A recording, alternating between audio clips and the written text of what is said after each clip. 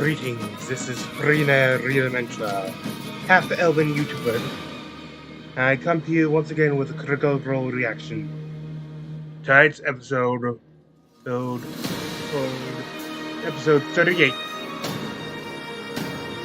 of Campaign 3. The last episode of the month of to be seen in the month of October. They always take the end of the month. And hopefully the first episode with Law in the back. First off, the usual, I must, as usual, denote that I do not own, nor am I associated with Critical Role, its YouTube or Twitch channels, or any other online presence they may have. I am just a fan sharing with my fellow fans.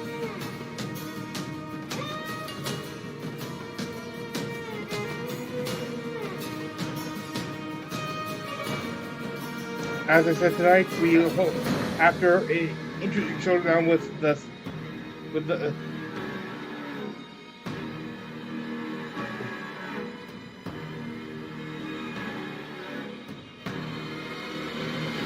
after an epic showdown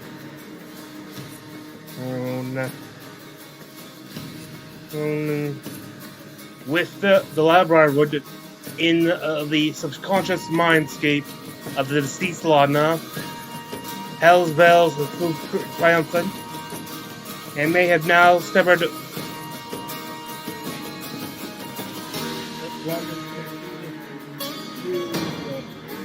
as I have come to call her, the fifth witch of the lake.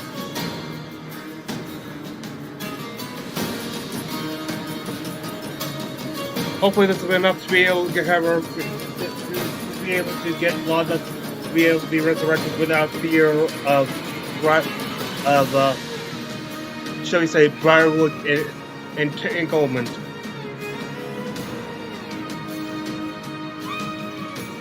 Now, they still have to revive her, and she has been chronically dead once. Matt has them roll a check, and it rate and the DC go, and for anything other than basic remove 5, which can only be performed. Ooh. There. Bit longer episode tonight. But anyway, if now I theorize that this might cut off Lana's access to warlock powers. And yes, I do know that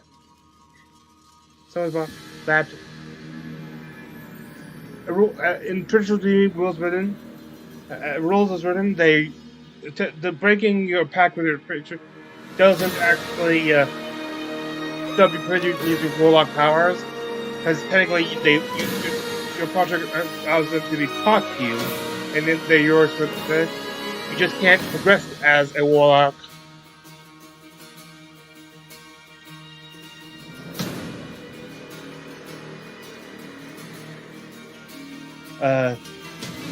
I'm now in like layers of swag of Critical Role. First off,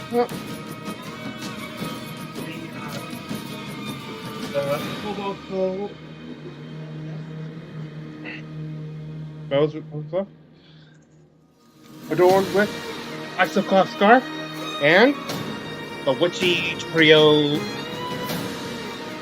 shirt, big Halloween. At least for the vest and the shirt, it's my first time wearing them. I have one more thing that I probably, if I do, this is part 1, by the way. If you haven't been only watching my reaction, one of my reactions for the first time, I do like each video is one part out of 2 of one episode of Critical Role. First part usually will end right around break. at the start of break,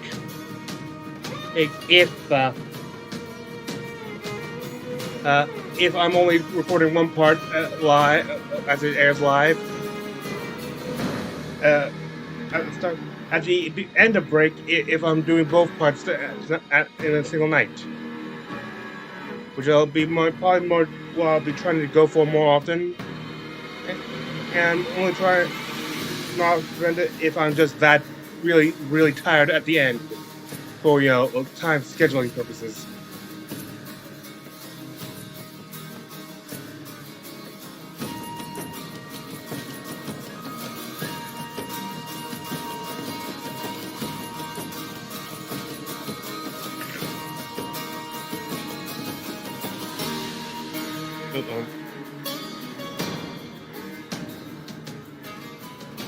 Now, for tonight's episode of Critical Role. Hello, everyone, and welcome to Critical Role, where a bunch of I should have realized voice actors sit around and play Dungeons and Dragons. I should have realized. Well, that's what that was funny saying. But don't you worry about that. No, we're all obviously doing a Halloween episode, so we're in costume. We've never done that before. It's weird. Also now officially been. We all decided to over a year be X-Men characters. I'm, of course, beginning with Gambit. Yes. A delightful character that allows me to just not have to wear a wig. We'll start over here. Tellison. I am dressed as Mr. Sinister. Delightful character that does, in fact, require a wig. Emma Frost. You got Liam. I'm dressed as Cyclops. Best Boy Nightcrawler was too much time and effort for me to do in 2 weeks, so I chose Cyclops instead. AKA Scott Summers. Yeah. I'm Rogue. Nailed it. What's up, darling? There it is. Yeah. I'm Emma Frost. Yeah. Cola Sam goes Fantastic Four. Really Biggest just Mr. so Fantastic excited to play this character. We all think she's blonde. Yeah, Okay. I was like, Phoenix? this is the least amount of work. I'm having a good time though. Good, Who are you? I am Mr. Fantastic, Called it. You dick. AKA Yeah. not an X-Man. the leader of the X-Men. No. I can feel the comic fans rising to revolt as we speak. This is already. Somebody use your mutant powers to take his hands off. I love Lena context though. Matt's wearing. Why didn't I think they'd be doing this? An attack. Now, Marisha. Wait, who are you looking at right now? Always you. Oh shit! I'm the Dark Phoenix, Oh, definitely. and apparently California passed a law where you can't buy colored contacts over the counter. But luckily, I have a post team at my power. Take it, Matt Shapiro! I'm imagining that it's happening. Wait, So why is she wearing her scary. propeller beanie, though? You shut up! You shut up! Don't listen. Don't listen. Travis, go. Oh, me? Yeah. Hello, I am Peter Rasputin, cosplaying as my favorite teammate, Wolverine. He is so buff, and I am very tall, but so is Hugh Jackman, yeah. I kind of hope he just goes to Sam's arms and I go, ding, Wow. Yeah. and Sam Okay, being great well, for winning would just Well, drop my it. X-Men and whoever this douche is. Let's go ahead. Let's go ahead and kick off this Halloween episode of Critical Role. But before we get into tonight's episode, we do have some announcements to get through, beginning with our first sponsor, D&D Beyond. Sam. As you already know, the D&D Beyond subscription lets you create unlimited Releasing my characters, first share your podcast. books with friends, and I know it's access everyone. game tools that make playing Dungeons be and a random Dragons one? easier. Heck, we use it on this show. But now, Like, D&D well, Beyond is I offering don't basically exclusive what- Halloween-themed character sheet backdrops just this month. Yeah. To get into Wait, the really? scary spirit, our crew is trick-or-treating us to some spooky backgrounds right here on our spooktacular set. So, Travis and Marisha, I'm gonna need all of your acting abilities. Even though you look like superheroes because of the magic of green screen, you are now trapped in a spider web. And there's a spider web. There's a spider right above you. So get the spider off of you by sticking your arms up. It's above you. It's a really good spider. Dig it with your fingers. Dig into it with your fingers. Okay, good. Now the background is changing. And now the background is changing, and I need your acting skills to sell this. There's a super scary horde of zombies right behind you. Oh no, be scared. Be really scared. Oh no, yeah, run away. Now be even more That sounds scared. really scary. And it's even closer. Wait. How do we know that you're accurately describing the backgrounds? And, were. You're not just tricking us into like doing weird shit that's gonna embarrass us. Marisha, I would never. Yeah, I know you're trustworthy. I trust you. Last one. Now, I hate to say this, but right in the middle of you, right between you, like right here, is the creepy girl from The Ring, and the only way to survive is to punch her. Punch her right there. Punch her over and over. Punch her. Punch her. Stab her with your swords or your claws. Does this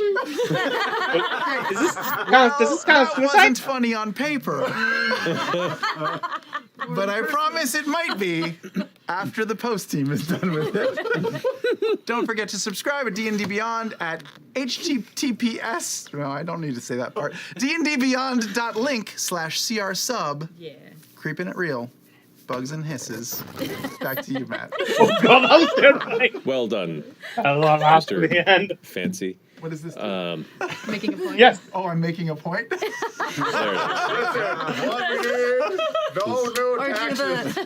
the speech, the guys with like, Yeah. is. This is the terrible idea.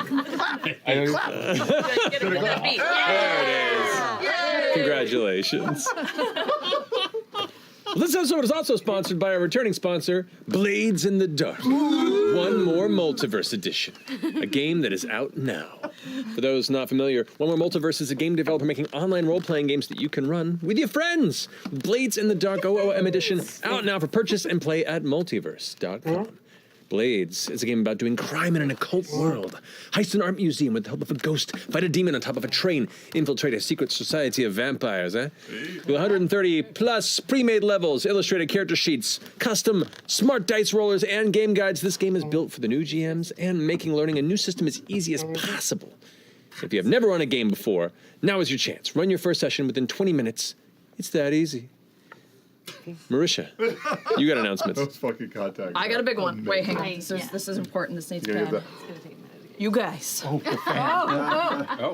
Back. Finally. The moment you've all been waiting for. The Mighty Nine are returning. That's right, we're very excited to announce that the Mighty Nine Reunited will be a two-part reunion special and will air on Thursday, November 17th and Thursday, December 1st at 7 p.m. Pacific on Twitch and YouTube. And for those of you that would like to check out this special on the big screen, we've partnered yet again with our friends at Cinemark for a special in-theater two-night event. Yeah, it's gonna be epic. There's like really cool tickets where you can get cool stuff. Anyway, you can check it out at curtroll.com for more details. Nice. High five. Yeah.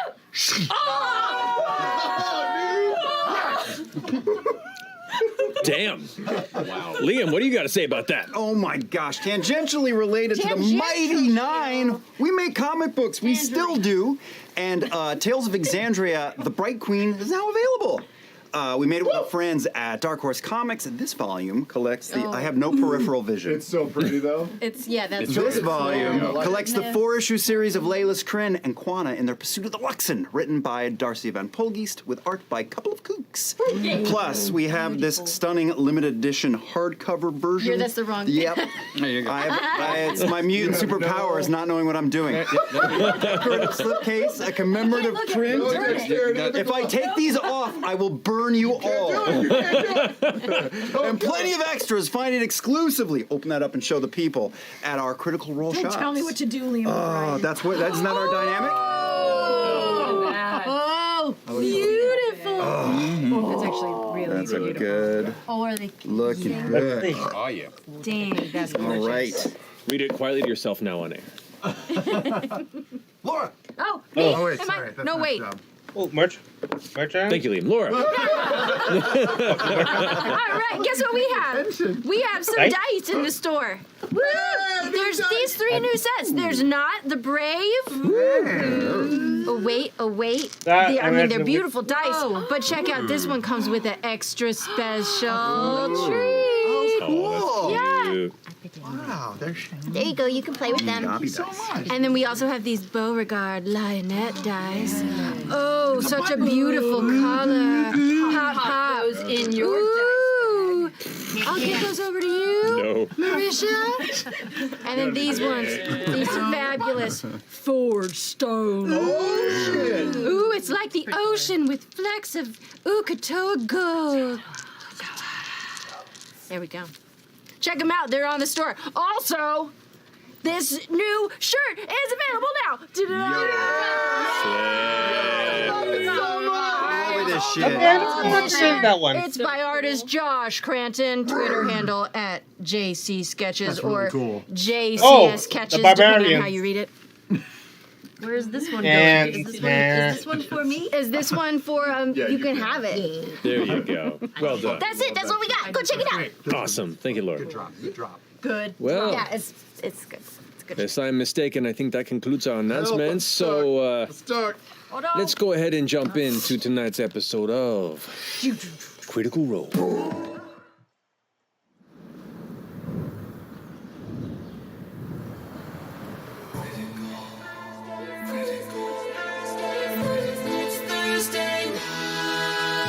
One by one we climb until we reach the top. 2 by 2 we fall. Will we meet our end or meet our destiny? Hold your breath and roll. It's Thursday night. All you critters come join us. It's time to continue our ride. There is magic and mystery. Who knows what will happen? He might. But one thing's for sure, we never give up on the fight. From the healer to the renegade, we all share the same goal. Adding more allies, taking more chances. Hold your breath and roll. It's Thursday night. All ye critters, come join us. It's time to continue our ride. There is magic and mystery. From darkness, our friendship will rise. But one thing's for sure, we never give up on the fight. Oh, Okay. It's Thursday night.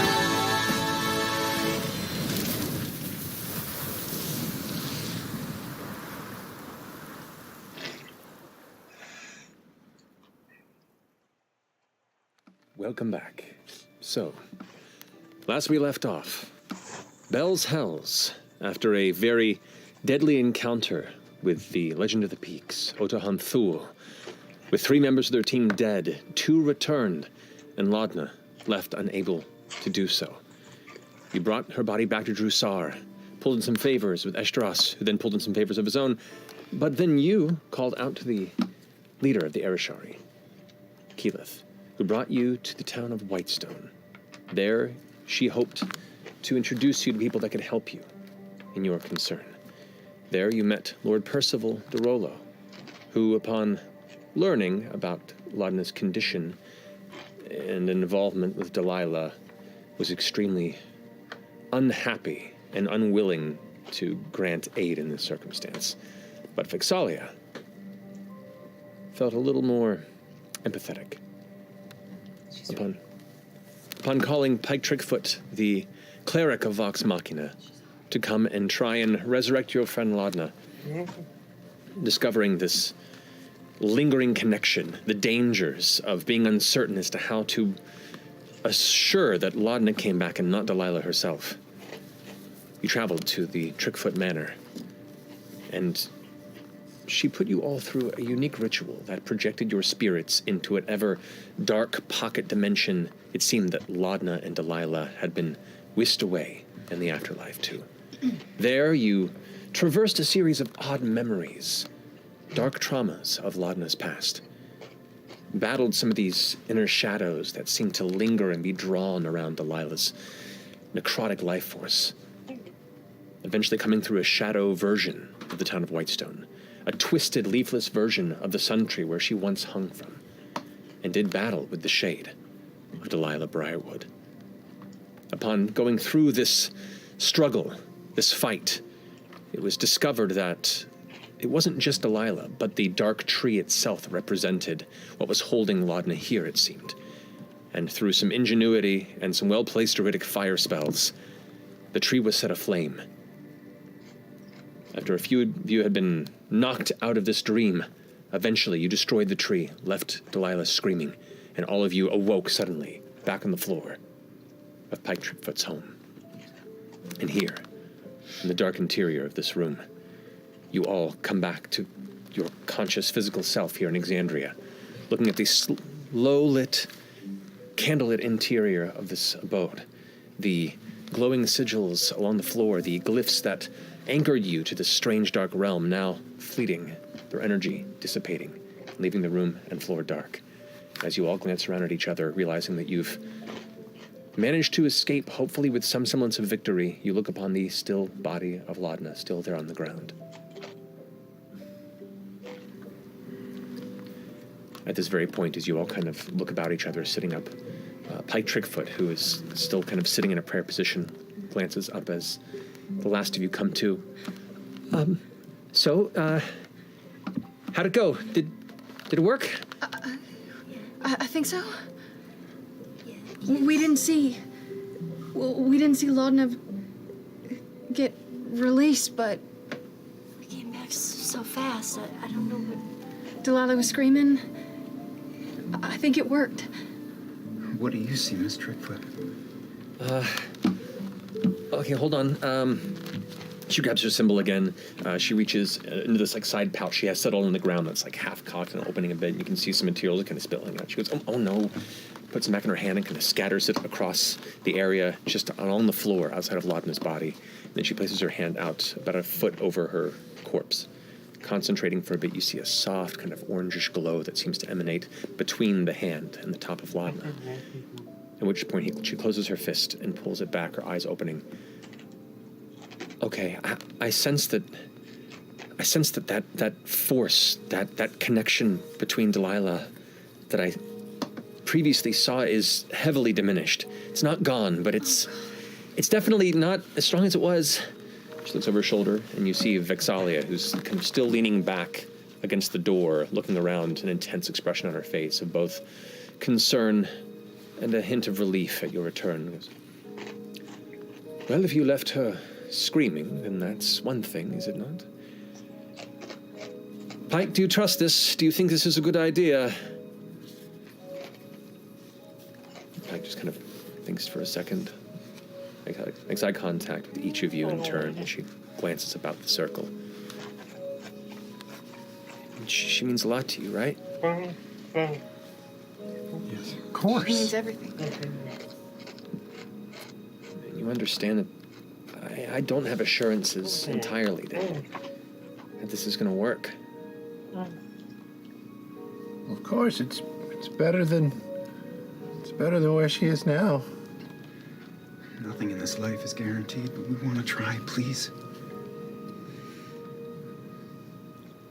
She looks back over her shoulder at Vex'ahlia, and Vex'ahlia just gives her kind of a tense nod.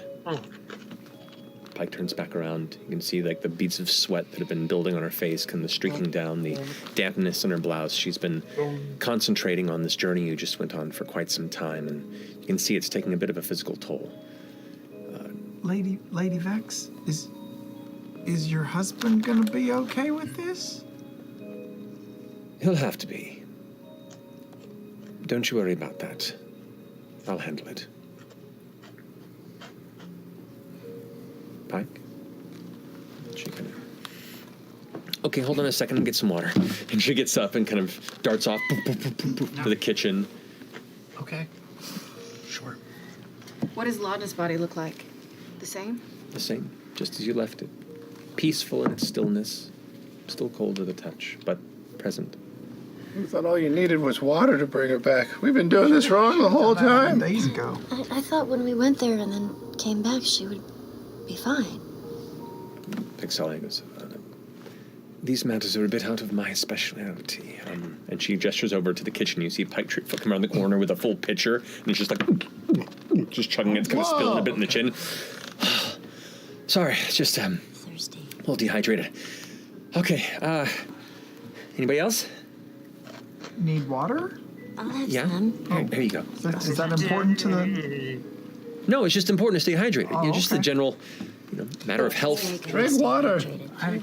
Yeah, sure. It'll keep you looking young. Okay. I know. I feel like Pike's pitcher would be the right size for you. Because it's y'all are the same Oh, you're size. getting smaller. What's happening? Oh, no! Delilah's curse! I think that happened maybe Pike a sits bit back down in the bigger position than she known. was. So no, we haven't actually conducted a resurrection ritual yet. To raise the dead, we needed to see if we could separate the two, because I wasn't certain. We had an equal chance of bringing one or the other back if I tried it then. I think the odds may be now more in our favor, which is great. You did great. All of you did great. So now we just gotta cross our fingers, I guess. It could still be Delilah. There's always a chance. So we gotta see if it's Laudna and be happy. And if it's Delilah, then we're in a fight.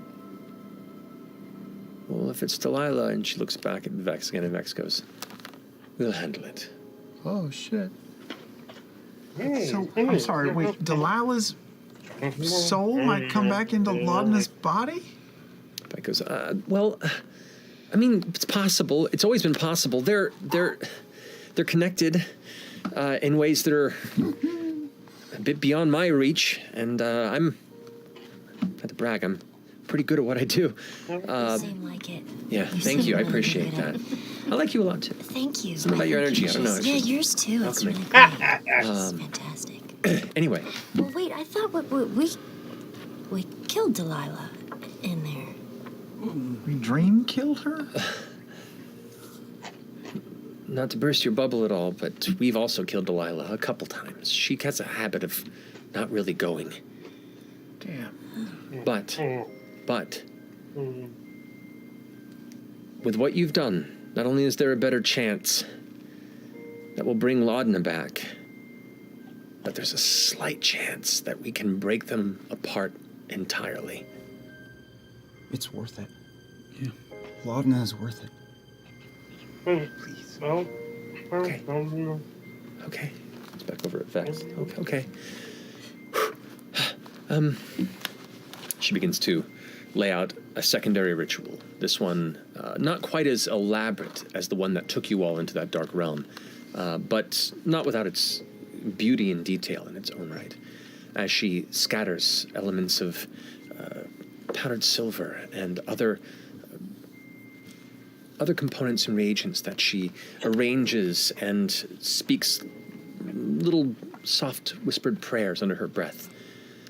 You kind of feel that excitement and tension and worry, all that emotion coming up at once, that anticipation, that horrible, wonderful anticipation.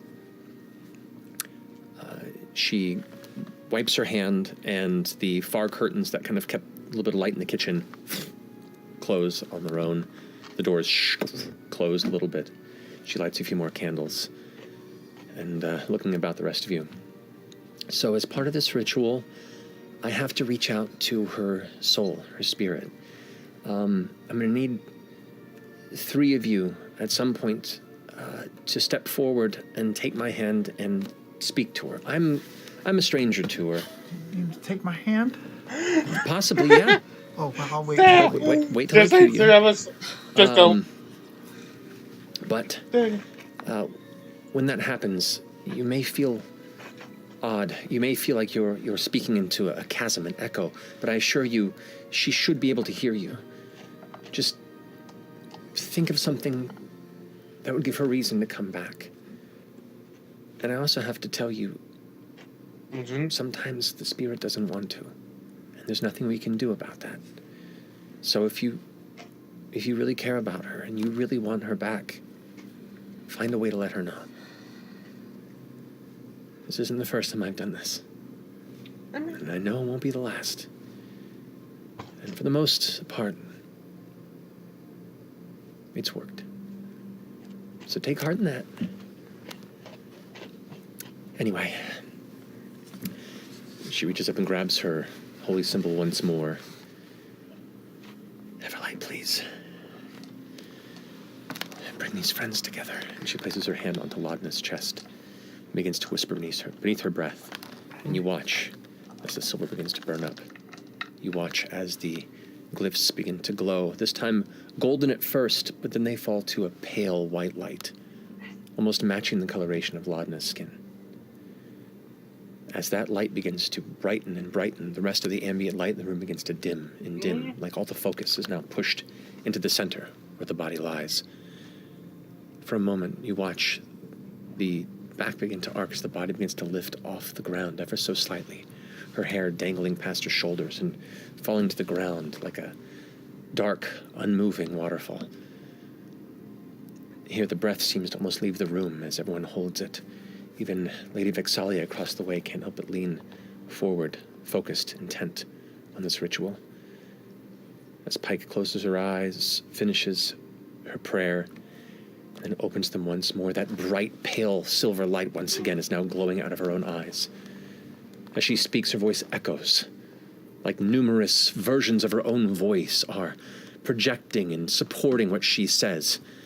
As she shouts out into the space between you all, she says, Laudna, wherever you are,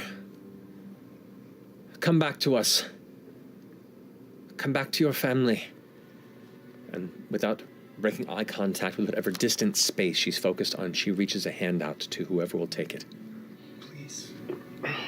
May I? Imogen, you or another? Laudna. I know I don't know you any better than the rest of the gang, but I know your history. You deserve to be more than a footnote in Delilah's story.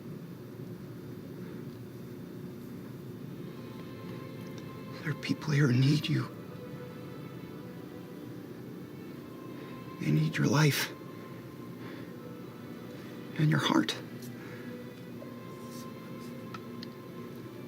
I don't know what Bell's Hells will be without your darkness, Laudna. Or your light. Please, we don't want to leave anyone behind. Least of all you. We gotta get that blood flowing through your veins again. Please. Come back. And with his free hand, he sort of scooches forward on his knees and he starts trailing his hand down through Laudna's hair, and red poppies start to bloom all through her black hair, sort of wreathing her face. Okay. So in that regard, I'll allow you to make either a persuasion check or nature, using the poppies as an anchor. Your choice. Come on. As he prepares, you see Chetney take 3 chisels in between his knuckles, just in case that bitch comes back. Nature. This is basically a straight roll. 11. 11. Okay.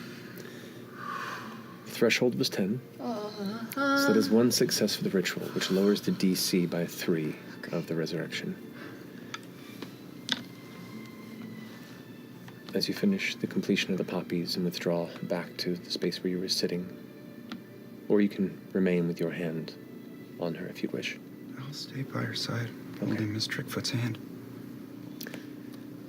Pike, still focusing forward, puts her other arm out, palm up, waiting for F.C.G? somebody else to step forward and join the ritual.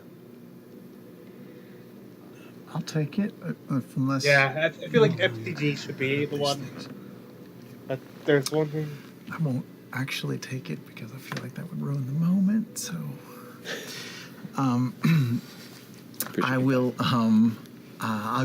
with my other hand gripping that coin, I will take her hand and I'll just whisper to her, Laudna. You were alive. You might not have been, perfect, but you loved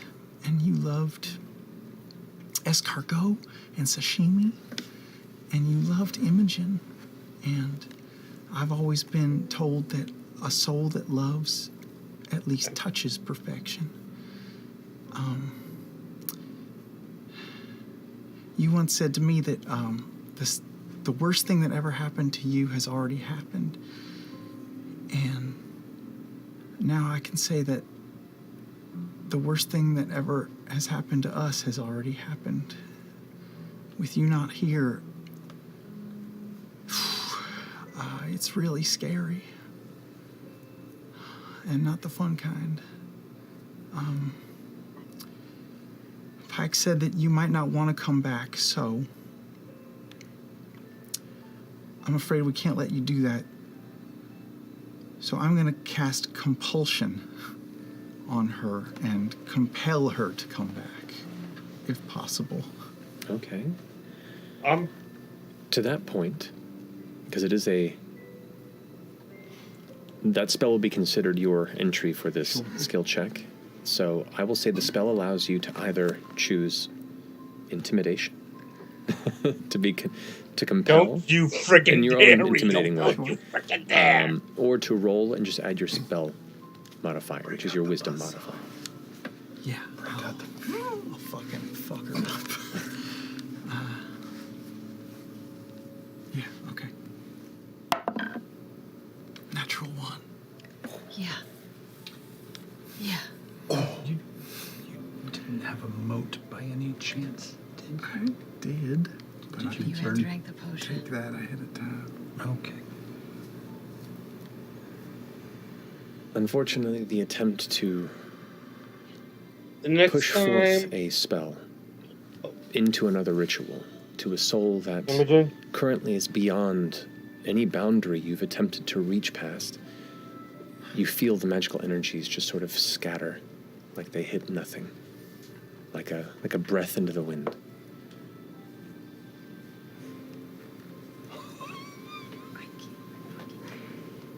You still feel her presence, much like you did in that dark space.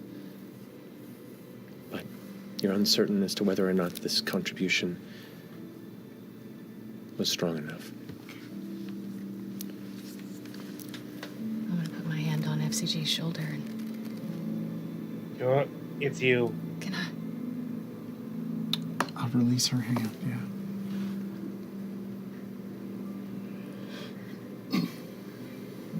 I'm just gonna stand behind her head and brush her forehead. And say,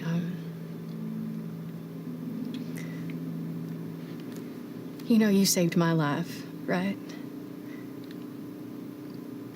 If you hadn't come into town when you did, I don't know how long I would have lasted.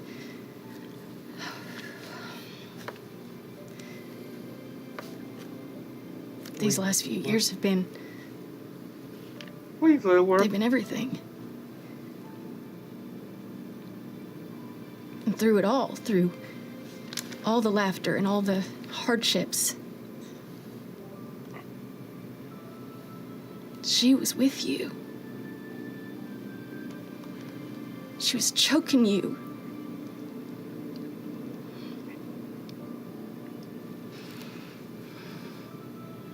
If you come back,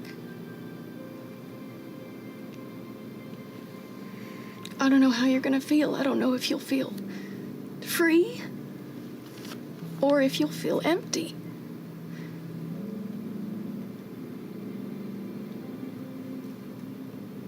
But I want you to know whatever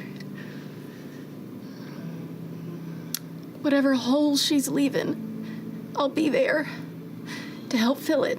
All right? I immediately start staring at the wording. I I'll be immediately there start for you. staring down the cat. I'm not gonna tell you to come back. I'm not gonna try to compel you to come back because that choice, Laudna, is yours now.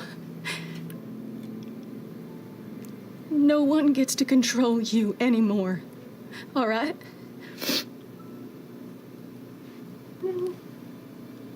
Just know that I love you. And I'm here. And I'm gonna take Pate and I'm gonna put him on her chest. Make a persuasion check for me. Can I guide her? I really hope that Pate is not I'll allow it. blackberry. Oh, no. Yeah. Nope. Do you have a boat or no? I used them both. Okay.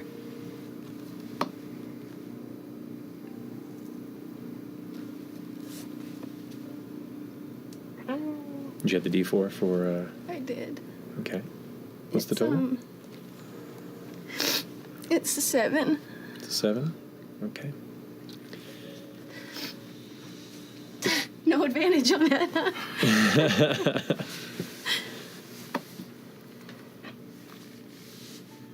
It's challenging, given the fact that this is a soul that is still bound to shadow. Shadow that now is vengeful, as diminished as it may be, and is still in some ways holding your voices back from finding the ears that needs to hear them. But with that final call, you watch as Pike's hair begins to drift upward past her shoulders and kind of undulating, floating in the air.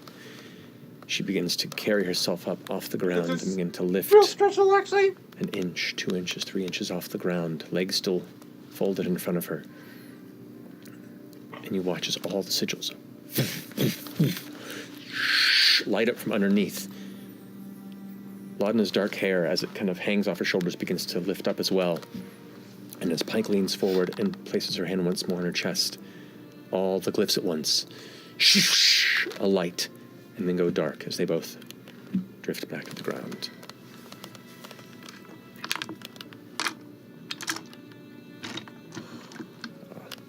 Cannot find my usual resurrection dice. I thought it was here. That's silver dude, right? Yeah, Please but tell me that dice is loaded. I'll use this one. Use the kind of black purple, almost Laudna-esque colors. Seems fitting. Yeah. Seems fitting. Okay. We're going to take a picture of that. Oh no. I'm so stressed. I got a nosebleed. Oh my god! Oh, How appropriate. Okay.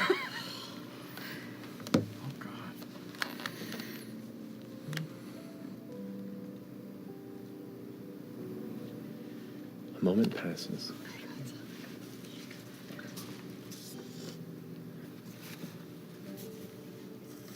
In that stillness, you hear Pike exhale, and under her breath say once more, "Come on, come on."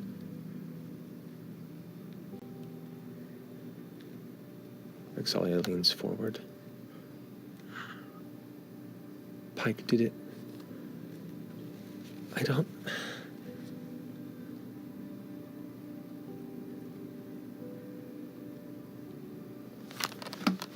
She leans forward and places her hand over the front of her mouth, her nose.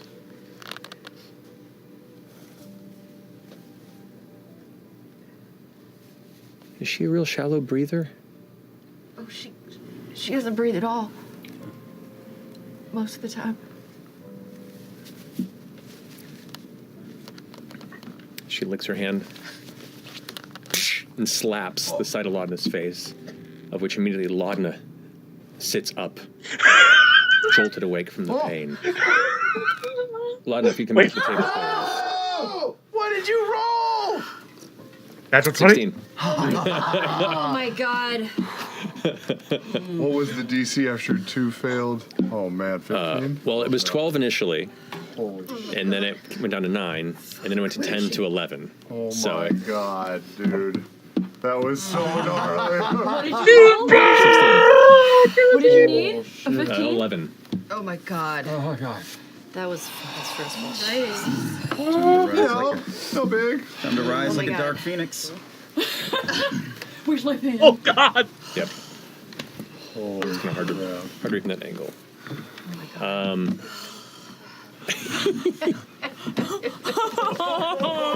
Oh, Jesus. It would never fucking Oh good. my god! I got a nose from the stress. Hey, man, we're feeling it. You don't worry about it. Don't worry about it. Oh my God. Here, where's the thing? Those Mickey Mouse hands are messing me up, dude.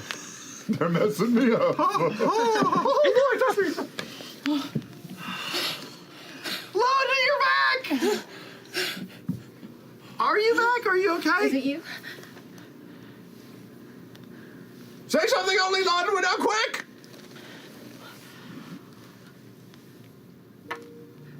Uh-oh, she can't speak. I don't.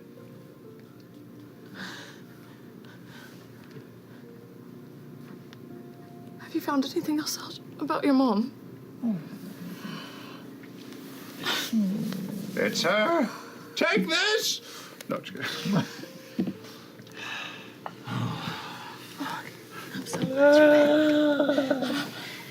Do you remember anything?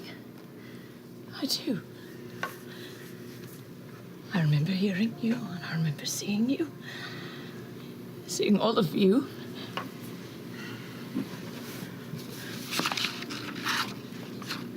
I remember all of it.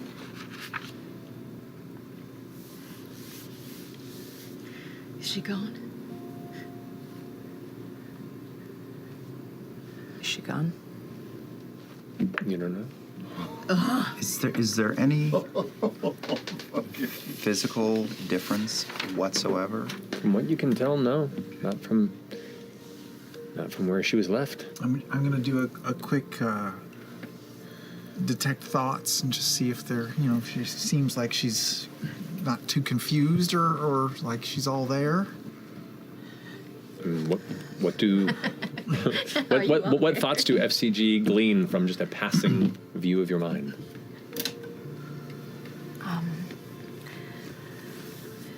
Imagine it almost reads like a flip book of all the memories that she was just reliving and going through. Confusion. Terror. Frustration. Elements of regression. A little lost.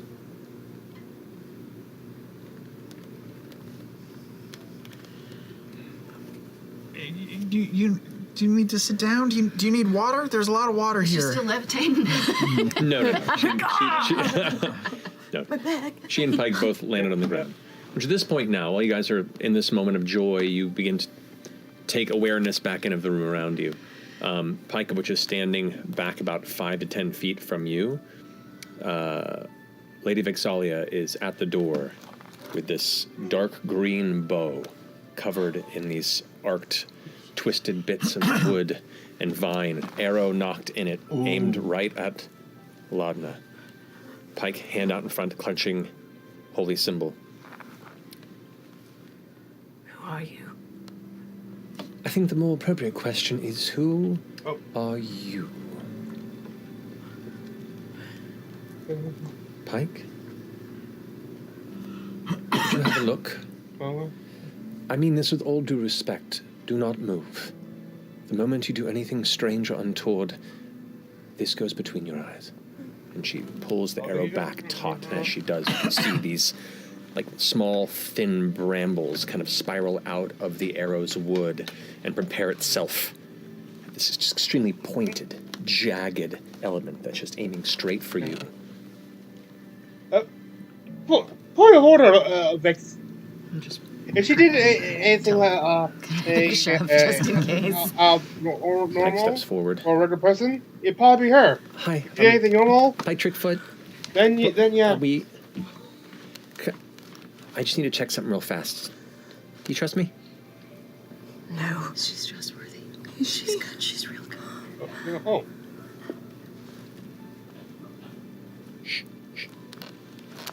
Reaches up and places her hand in front of you, and that same kind of The trio is warm back. energy seems to draw this tether between the two of them for a moment before Pike withdraws her hand. Okay, no, she's She's at the bottom. it's her. It's definitely her. Her Laudna, her? Laudna, yes, sorry, I should have specified. That's on me. Sorry, it's Laudna. It's Laudna. Did you see anything else? I don't. She goes ahead and focuses hard once more. Pulls her hand away. Nope. Just Laudna. Vex'ahlia kind of like. The bow goes slack. Is she telling the truth? Make an insight check. Oh, shit. Good question. You don't know your mod? I get it. Shink! Oh, I had to pull him back in, but it hurts. Orem is still eyeing Lady DeRollo and holding bait and switch. Oh, very intensely waiting to, Shield up in the way. 5. She's so true. She seems pretty honest, best you can tell. What is that boat made of? Oh. As Lady Vex slackens. Oh, you know, stuff of the gods, all that business. Well, Laudna, welcome back. My name is Lady Vex'ahlia DeRollo. Oh, that's right. Oh, yeah. Oh. We took a trip. Where are we? We're in Whitestone. Is that it? It's okay. It's okay. It's not like it was. It's not like it was. It's very different now. Or you should catch her up. She's obviously missing some pieces. A lot has happened. Did you see her recoil? Now I'm just going to step between DeRollo and Laudna. It was the best chance we had of bringing you back. Why would you bring me back here? So we wouldn't lose you, Laudna. We can leave. We can leave right now. Yeah, you have to stay. We had nowhere else to go, Laudna. Okay. I'm sorry. For what? I'm so sorry. You got nothing to be sorry for. I'm sorry. For everything you all went through, you didn't have to do that. You're right. We should have just left you for dead and just gone on checking out the moon. It's a terrible inconvenience. How long has it been? Years. Oh, God. What happened at the solstice? I'm sorry. This is all that's left. Just survived. It's just us. These fine people here are going to help us recreate society. I'm so confused. The one with the bow's with me. You hear the bow tensing once more. I would say that. Be careful, you're in the presence of a lady. It's been a couple of days. That's it. We're going to get you out of here. All right. And we're going to get back to business. If you want, you can just close your eyes the whole time we're here. You don't have to look at anything. All right? But it is quite lovely outside now. We saw what it might have looked like for you. It's Everyone not the saw same. everything. Yeah, we saw everything. The place is healed. And so have you.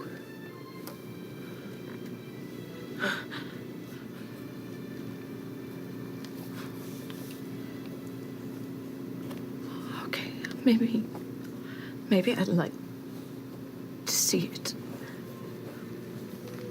Just a little. Is that all right? Pike and Vex nod. All right, boys, stand down. In the two corners of the room, you see two figures step out of invisibility, and you see two armored, kind of masked members of the Rifleman Corps. Shit. Weapons at the ready. Lower them. Oh. Like tearing Also, I don't know if we made the proper introductions. Pike Trickfoot, and then that's Lady Vex'ahlia Durolo. Yeah, That goes, Hi, I feel like we may have met, but under different... We'll talk later. Do I have any recognition of who she is? You would... You know what? Go ahead and roll an intelligence check for me, if you don't mind. Just straight intelligence? Just straight intelligence. Is that a 7? Yeah. It's a 7. Here's mine. 8. Not really, unfortunately. You were just dead. You were Intelligence of 6.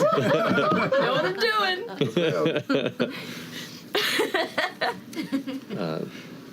Still a little dazed.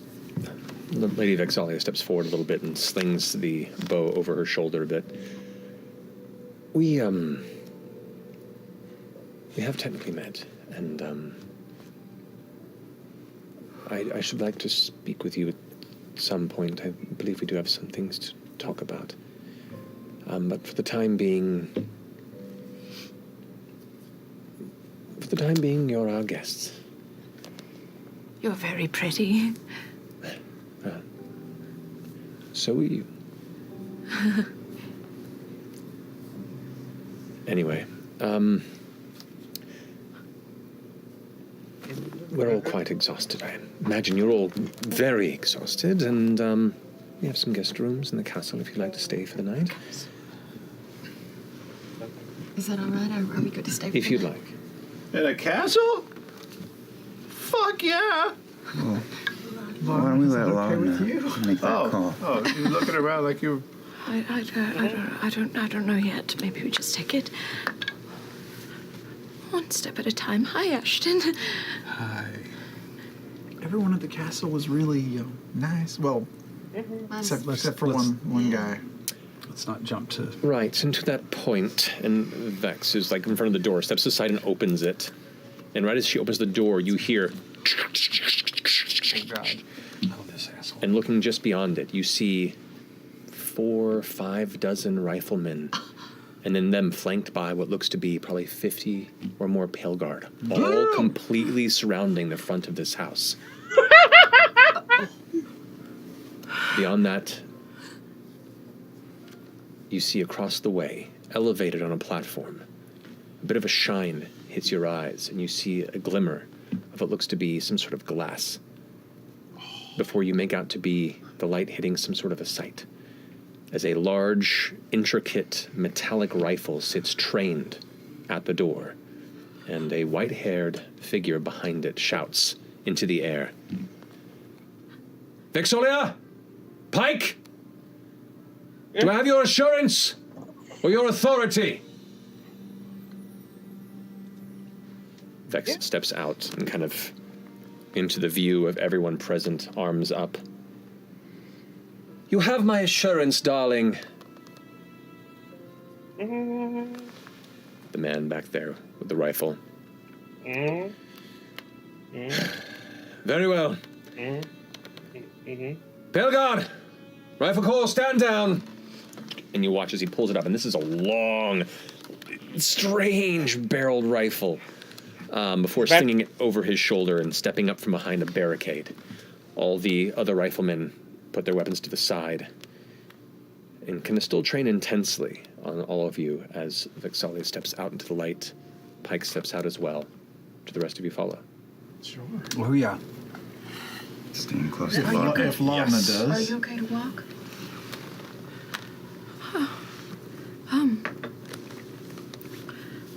Take my hand. Of course.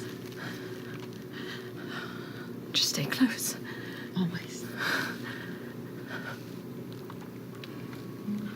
All right.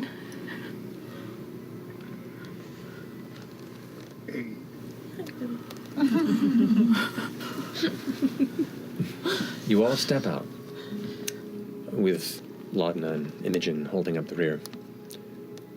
And here you see the scattered pale guard and rifle corps kind of taking steps back, weapons down at the ready, but still some of them intense looks, some of them curious, some of them are young and look like their inexperience comes through in that tension that you see in the face of a young soldier who hasn't really faced the danger of warfare yet. But around them, the first thing you see, Laudna, is color. You see a light gray sky with broken bits of sky blue. You see vibrant rooftops and fresh shingles, gardens and flower bushes set at the base of windows. You see a well-kept cobblestone roadway. You hear people laughing in the distance and talking. You see Whitestone as you remembered it. And even brighter. The memories you've held of this place for so long, it's decaying, corrupted, beaten form, the last memory you had of your home. Fade. Instead now, recalling your youth. You remember running up these streets. You remember excitedly meeting your elders as they set up shop. You remember running out and sneaking in to listen to Keeper Yannen's sermon. You remember trying to sneak into folks' yards and being caught and sent back to your parents with a stern talking to. All these positive memories return to you, which after who knows how long of reliving the traumas, you can't help but breathe cleaner air in the moment. And the thing that catches your attention behind this crowd of people, of soldiers and guards, is the towering, vibrant, bright, green and yellow leaves of the sun tree, in full display, healthy as it's ever been, turning into the autumn colors.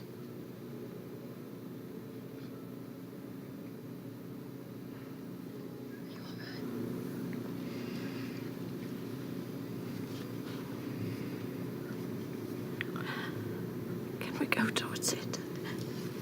Of course. Can we get a little air, people? Oh, yes. Yeah, come sorry, on. they all kind of divide a bit. And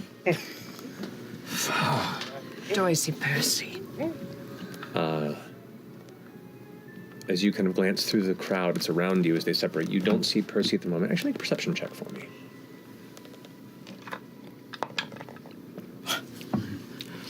She's done now. It's been a rough day. Now, I mean, My eyes. Still a little, do be aware, still a little loopy. because this is a thing to be mindful of, as this was a raised dead spell. You do have -4 to all attack rolls, saving throws, and ability checks right now. Ability checks right now. You're asleep. And that reduces by 1 every long rest. Wow. Oh, man. So really messed up. It's gonna be a And ability checks. Does Orem see Derola? Because this whole time, even though Orem understands the reasons and the fear that people here would have, his head is still on a swivel in case we need to throw down. Of course. So Good luck. They just they literally brought up an army. And I You do know, not see him anywhere in the crowd.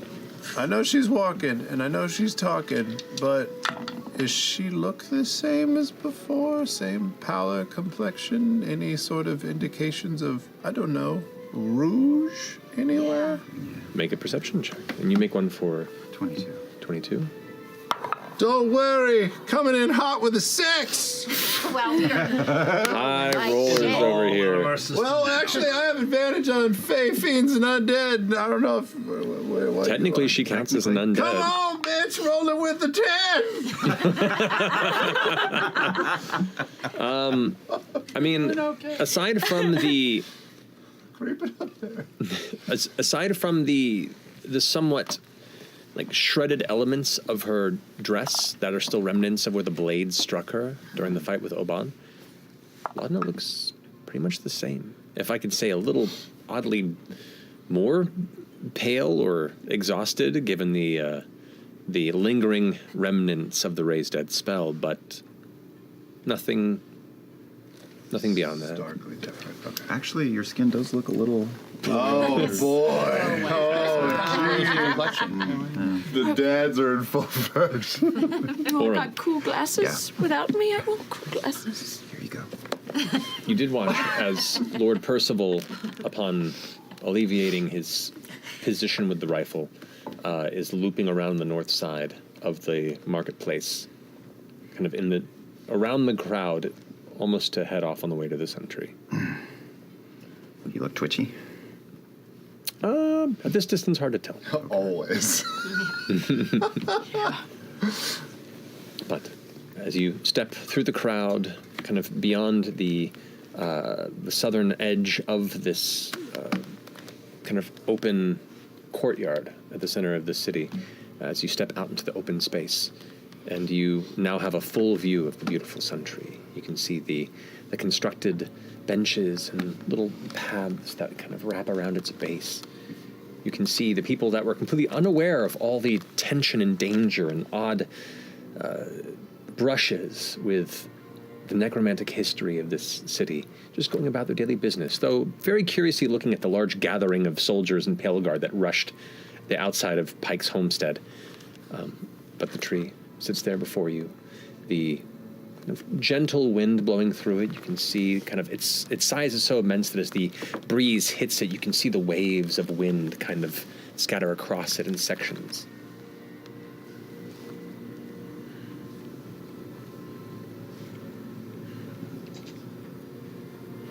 It doesn't seem real.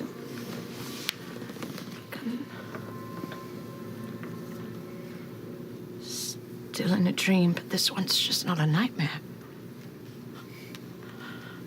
This gets to be real now. Are you sure?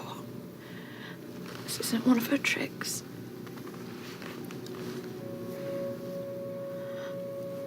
I'm sure. You promise? Cross my heart.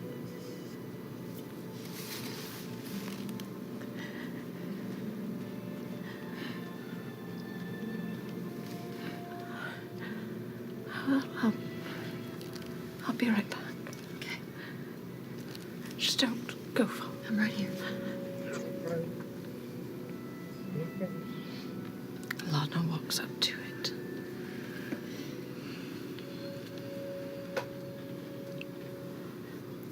Actively trying to rewrite the vision and the memory in her head. But it's like the Sentry she knows is fighting. It's almost like it's flashing back and forth.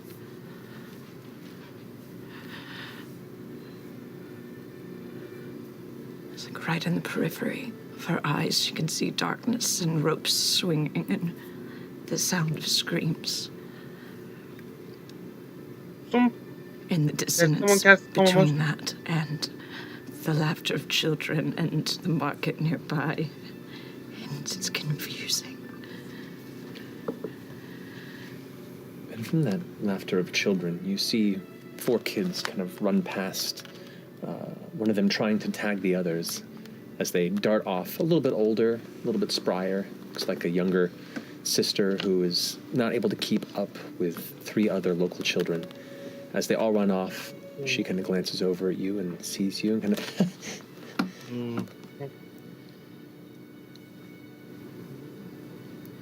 Hi. Hello.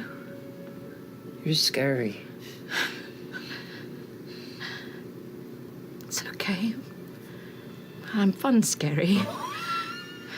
Yeah. Yeah? Yeah.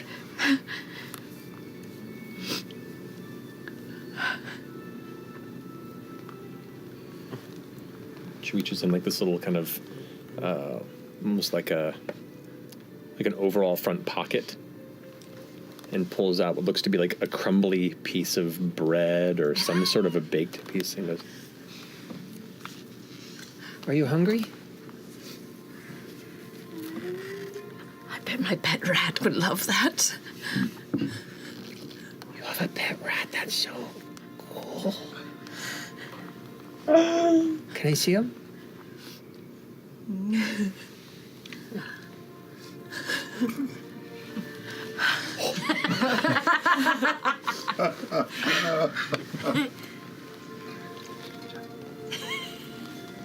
This is Pate. Hi, Pate. Would you like to hold him? Yeah. You can see out of the periphery the three other kids are like behind a part of the tree going like, oh, what the heck? She reaches out and grabs it. You see the black sinewy strands form as Loch Ness Kitterson around the kid. He smells funny. He knows. He's a little sensitive about it. Hi.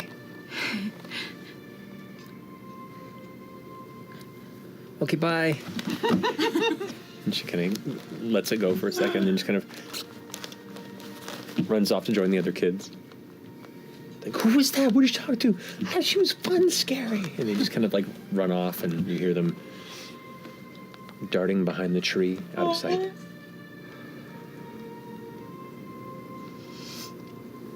As Lana grapples with this concept that there are these children who are never going to know anything different.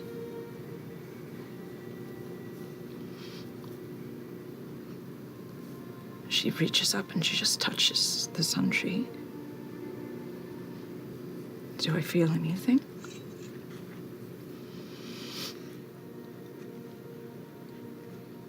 It feels warm. Like a tree that's been in the sun for a protracted period of time. The bark itself has almost a noticeably living warmth to it. As you kind of just take in its texture and that odd connection with something that feels so natural but has so long been an image, a representation of the darkest time in your life.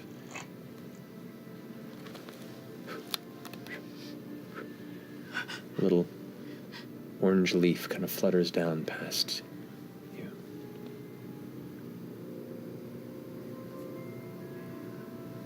Pick it up. Just kind of press my forearms and my cheek against the sun tree as it's the first warmth she's felt in some time. And she closes her eyes and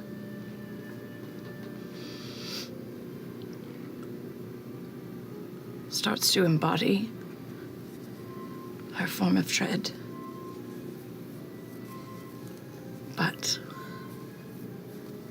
this time, you see her normal morning veil kind of cracks and crumbles and falls kind of in the same way that the leaf does. And she just takes the sun tree and embodies it. And from onlookers, it looks like branches start sprouting from her shoulders. And you see almost an entire life cycle, a season's worth, or years worth of seasons, as the branches bloom and then wither and then fall.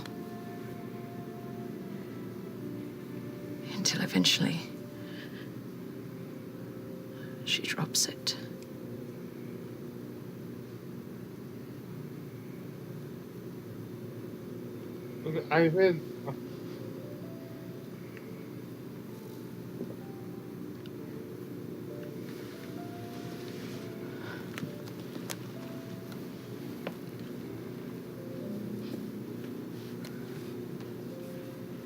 All right.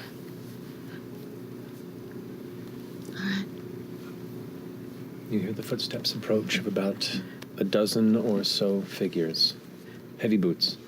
Not intently, but just approaching with purpose. Wait. Amongst them is a white-haired, white-bearded gentleman with glasses and a long gray and blue coat, and a rather massive rifle-like contraption slung over his shoulder and his back. Hello. I take it your name is Lodna.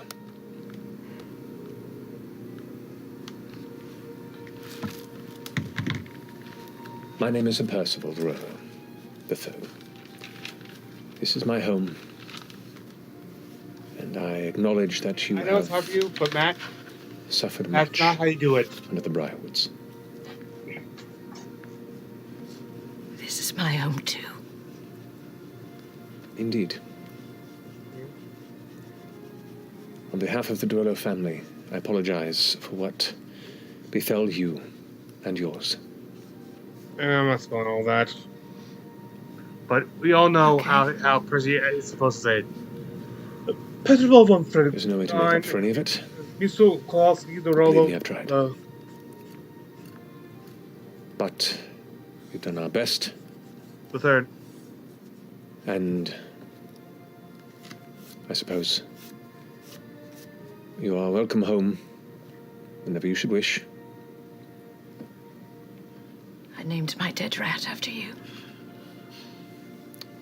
Excuse me? What? You have a long-lost cousin. His name's Pate. Lady Vex'ahlia kind of approaches from behind him, puts her hand on Percival's shoulder and goes, Darling, you're so awkward. Just imagine the circumstances. I mean, we were merely taking precautions. Have you felt it? The tree. In what way? It's warm. Looks to Vex with a curious glance, and she kind of goes, you're going to make me do a Keely thing, aren't you? He walks forward to the tree next to you, kind of gives you the look of a parent that's placating a child's request for a moment, but then softens a bit. And places his hand on the tree, looks up to it.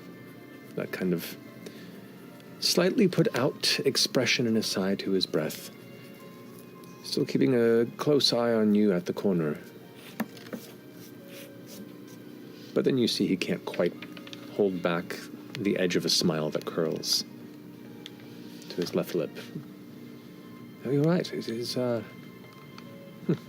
quite warm.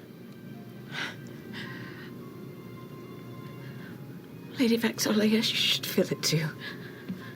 Imogen? They step forward, and Lady Vex'ahlia places her hand on the tree. Darling, you really don't really touch the tree. Well, I don't really. I look at it, it's beautiful. You should touch it. Okay, good. All right. Pat kind of runs up and puts her hand on the tree. In your head, you hear, get up here. Oh. I touched the tree. So warm. I'm really enjoying the view right now. I don't know if I can. It's just really hilarious. Come on. A strong bark, very supple. Oh, yes. Isn't it magnificent? It is. Yes. Lola just kind of moves her hand over on top of Percy's. I'm sorry for what the Briarwoods have done to you two.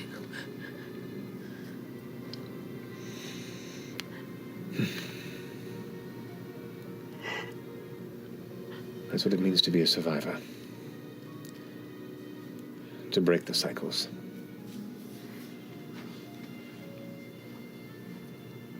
motorcycles.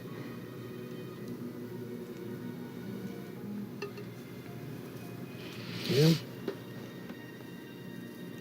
Kenneth had a strange habit of talking to this tree. He talks. Well, she talks to it. She talks to a lot of trees. Sorry. What does she say?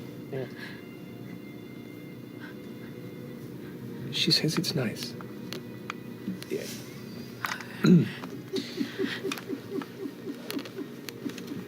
Anyway. Hello, tree. Well, this has been a delightful that it is. Invitation. And to be honest, it is nice to just spend a bit of time. Yeah. Because it has been some time. Looks over to Vex and she kind of smiles back at him. Well, I've invited them to stay in the castle as our guests. And Bruce is like, oh, of course, yes. Yes, they are our guests. Very well, then I assume you will handle showing them to their quarters.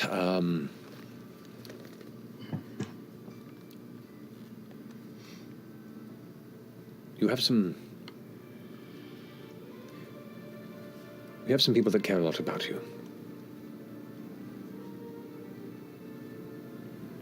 So, know that. Sometimes it's all you can rely on. Nope, stay awake. Adjusts his glasses a bit. I need to go ahead and have a drink and calm my nerves. He steps away a bit into the good wine.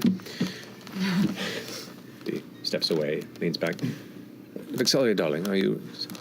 Actually, I'm going to stay with these folk for a bit. Show them around. Yeah, like as you said, show them to their quarters, since that's obviously not your responsibility, darling. And he walks off, his guard accompanying him back to the castle. But you see him as he steps away, as brusque as his exit was, and as formal as his presentation wished to have been, you still can't help but catch him making one sidelong, kind of wistful glance at the sun tree as he heads north back towards the castle.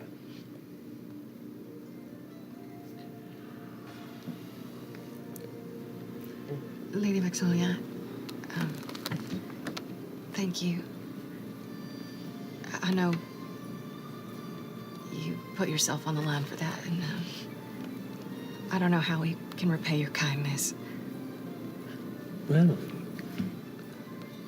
consider it a gift out of the goodness of our hearts, and a favor that maybe one day we'll call back in.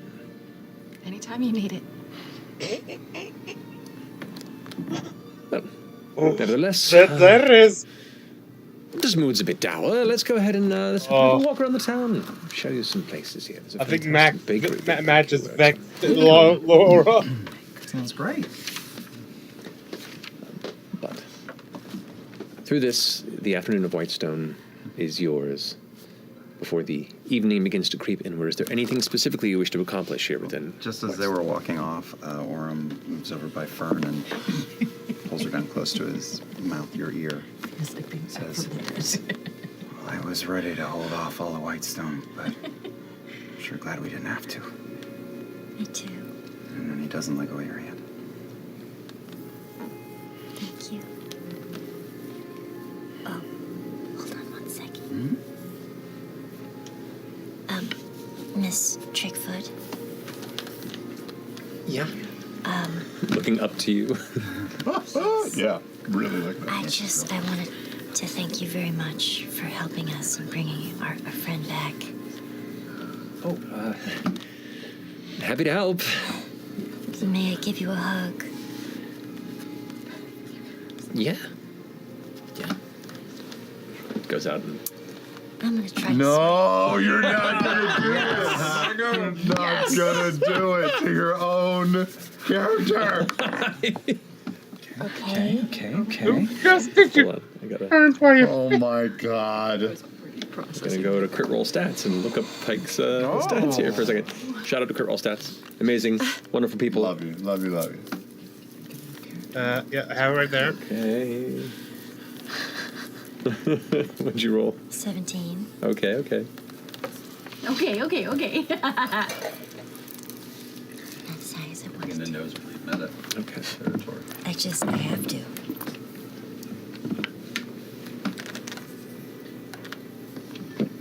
Okay. Pike kind of gives you a big hug. Not the holy. You're so fuzzy, and kind of like rubs the fuzz in the side of your legs a bit. Anything particular you're going for? The holy symbol. Oh, wow. Okay. You act. What's the matter with you? Sorry, I just have to. Well, You get go- ready to do another I swear, resurrection. You go ahead and get your finger through the and this chain can't and begin play. to pull. And as she kind of pulls away from the hug, she kind of gets like caught. Like I think you're caught. Oh, I just shoot. pulls your finger out of the chain, kind of adjusts it on her, and goes, "Sorry about that. Wisdom- Just she's a gets wisdom caught on cast. things." Oh, yeah, my bracelets and all this hair. It just gets all tangled. She Thank smiles. you. She gives you a wink, a knowing look. Well, feel free to come by the bakery, where I can see you Okay. in plain sight Yes. at all times. I just. Remain inside at all times. Yes. You're incorrigible Well, no, I was just thinking and because. amazing. Well, if we ever had to bring somebody back again, it seemed to. I the swear. necklace seemed to help. All right, So I just come on, figured- come on, come on. Miss Pac, that was amazing back there. Can you've said you've resurrected things in the past? I have, yeah. And have you ever done animals? Because I was thinking like maybe pate or something. boy. If you. But he's missing a head. Oh. You know what's funny? No. When I was in whatever plane of existence that I was trapped in, I did have pate, and I got to remember and recall creating him, and I think I felt you all there. And that was nice because I made pate to just have someone to talk to. Bless you, F.C.G. But not building him again, but still feeling your presence. It didn't feel so lonely that time, and it felt like it rewrote that memory a little bit as well. And it was already a good one, and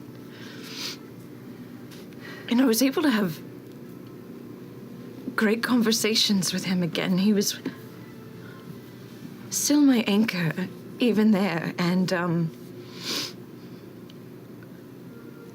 I think I was able to I take hope it's not a phylactery. a little of all of your collective essence. Still finding words, and I pulled pate out and take the sinewy strings and kind of collapse them down on itself on top of him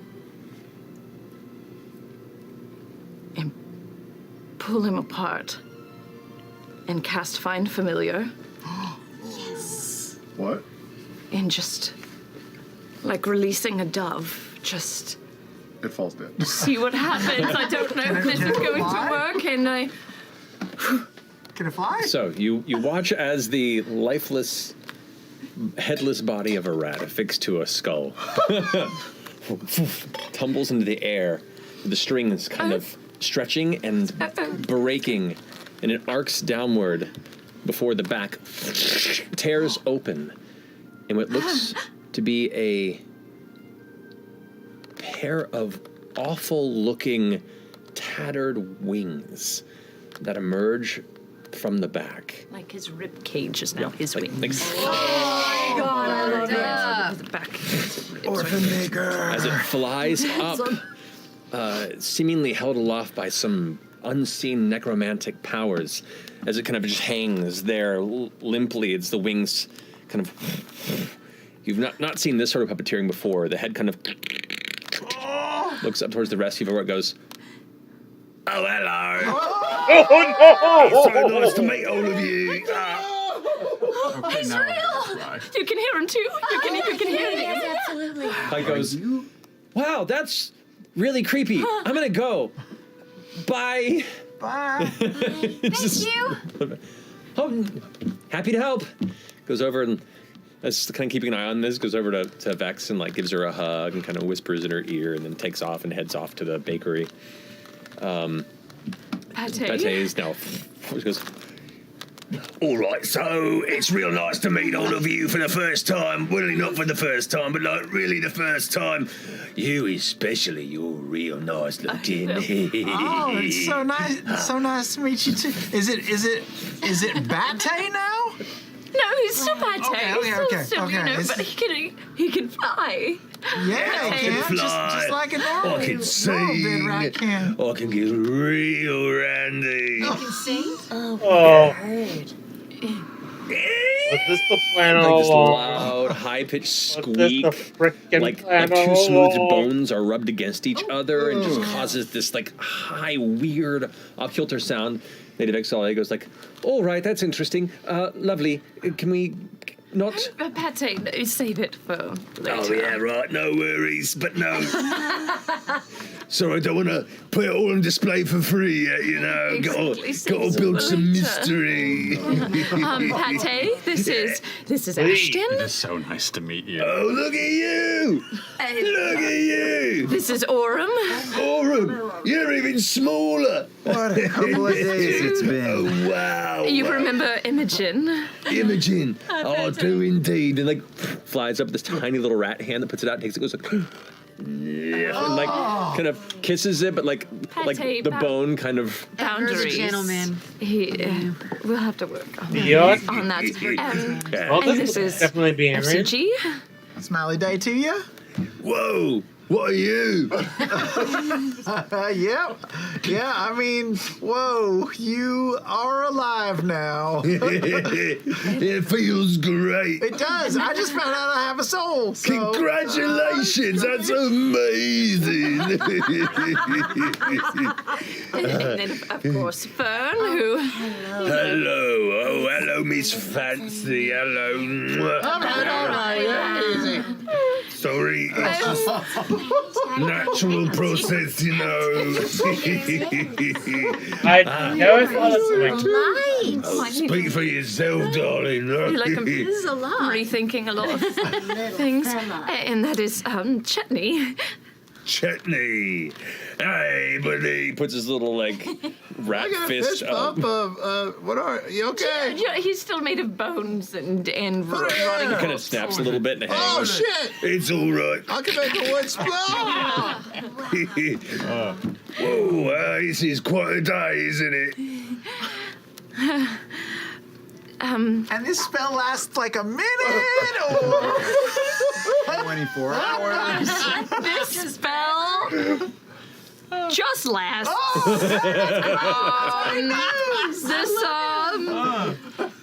This Find familiar until you dispel them. and it lasts There's for. even more going on here, too. Yes, it's more because of my pact. Got a little more English going on here, huh? Yeah. Your pact with who? He's just here now. great. He's just One of the family. Just like the rest of you. We're going to have so much fun. I can't wait. I love flying things. Oh, that's right. All right, Pate, why don't you just get on my shoulder? Yeah, and, crawl back into home. It's, Like skitters up under your hair, up into your hair, and just kind of lays flat against your skull until he's not visible anymore. Like a little. He almost looks a little. You can do like a like a little bouffant? fastener. Yeah. Yeah. Fascinator. Yeah. It's a little. Is that actually what? I don't Just know. a Just little. poppy flowers going. Just getting They thrown were out. never Just- running around. Oh, so nice. Okay. But yes, I do feel like he has a little of you. He Of all reminded of you me in him. Of us. I could see Yeah. it. Yeah, especially F.C.G. He was really similar to you. Mm-hmm. Absolutely. I don't like him. I'm sorry. I just am trying to be honest with all of you. He freaks me out, and he flies, and it's creepy. Does he remind you of shithead? He does. I'm sorry. Maybe this is, you can rework those traumatic memories just like I've been doing. All right. Yeah. I guess I could work on myself and The try to paw. get past that fear.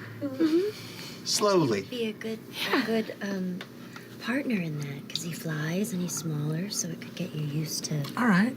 Maybe like once a day I could spend a minute with him and maybe work You up to got 2 minutes. really long arms. You can keep them away. Yeah. Shoot. Yeah, are we gonna fix those at some point? Do you need anyone to take a look at that? Because I don't remember that being quite as. Retract function. Okay. Let's go Telescopic talk to mechanism. Mr. DeRollo about it, actually. I think he tinkers with things. Yeah. Maybe you have an ally So, for this. tour. Yes, of yes. We'll show Whitestone. around the city a bit, and then we'll get you to your rooms, and that should be just about time for the sun to be setting for dinner. A different chamber, darling. We've done some renovation since you were last here. All right. But follow me as Lady Vex'ahlia begins to give you a relatively detailed, if brisk walk through the major portions of the city, explaining the expansions, explaining the clock tower that you came in as one of her husband's grand personal projects to commemorate the sacrifices that their troop, known as Vox Machina, had made, and protecting Taldore, and as put an inscription on the stone, the realm, which feels a little arrogant, to be honest, but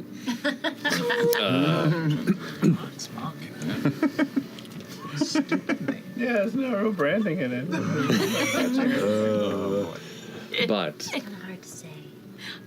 after a fine tour and the Say machina. Yeah, Vox Machina. That's what Machina. I read. Machina. Machina. you return to the castle. You are given fine guest quarters that are beautifully set and decorated with fine linens for the various inns and or camp spaces you stayed in for a while. It is a welcome change of pace. Dinner is eventually served. You are called to this fine long table where the Lord and Lady are sitting, and the scents fill the interior of this firelit, stone-arched room. It is a fine meal, and if there's anything in specific you would like to inquire about the Lord and Lady, you may, or we can continue on into the evening's rest. I might ask them just for the location of that temple, the Horizon Temple, at some point. Percival kind of leans forward with his goblet. Oh, yes, the Horizon Temple rests on the southern edge of the city, not quite on the edge. It's in an intersection of 5 different streets. It's on the corner there. The entryways are designed to face the major exits to the southern walls of the city, as is the wont of the Changebringer. But yes, if you're going there, speak to Guide Osli Kamida. Guide Osili Osli Kamida. Kamida. Yes, he is the proprietor of the temple. I guess proprietor is not the right word. The holy person. You're not very religious, I take it. You know, it's interesting. You meet a few gods, and it kind of just dispels the mystery. And sorry, no, I'm just out of curiosity. I don't want to be forward or anything. Someone like you, of your stature, has a staff and people all around him to take care of him. Again, not to be too presumptuous or anything, but the way that you carry yourself, your demeanor, it just sort of implies like that you might need just a friendly person to talk to every once in a while. I mean, some people, I'm not suggesting this is you, but some people who sort of have like a guard up, you know, sometimes that could mean that they had some guilt in their past or a trauma or something. I don't think that you have any of those things, but you know, if you did, it would be nice to talk to someone about that, you know, sort of get it off your chest. I have nothing of the sort. Well, that's good. If you ever did, that's what I specialize in. And if you just want to talk, I'll just listen. Ever. Takes a deep breath, and Lady Vex'ahlia puts her hand out on top of his and goes, darling, just be kind. I appreciate your offer. And I, in all due respect, have spoken with a number of individuals over such these matters. Maybe in time, were trust to be gained and comfort, we could talk then. But for the time being, I'm a bit talked out about my traumas. Sure, of course. I didn't mean to presume, and you know, whenever you feel comfortable, you can talk to whoever you wish. Yeah. Also, I don't know how long we're going to be in town, but it seems like you, from the clock and stuff that you built, are pretty handy with with some tools and stuff. Oh. Kind of laughs a bit. I have a bit of experience with crafting, if you will. Quite a few of the renovations of the city actually were my design. Oh, really? Vex'ahlia goes, yes, Percival here is quite an intellectual figure. He's accomplished at many things, but we can, and he goes, do you have a mind for crafting? Do you?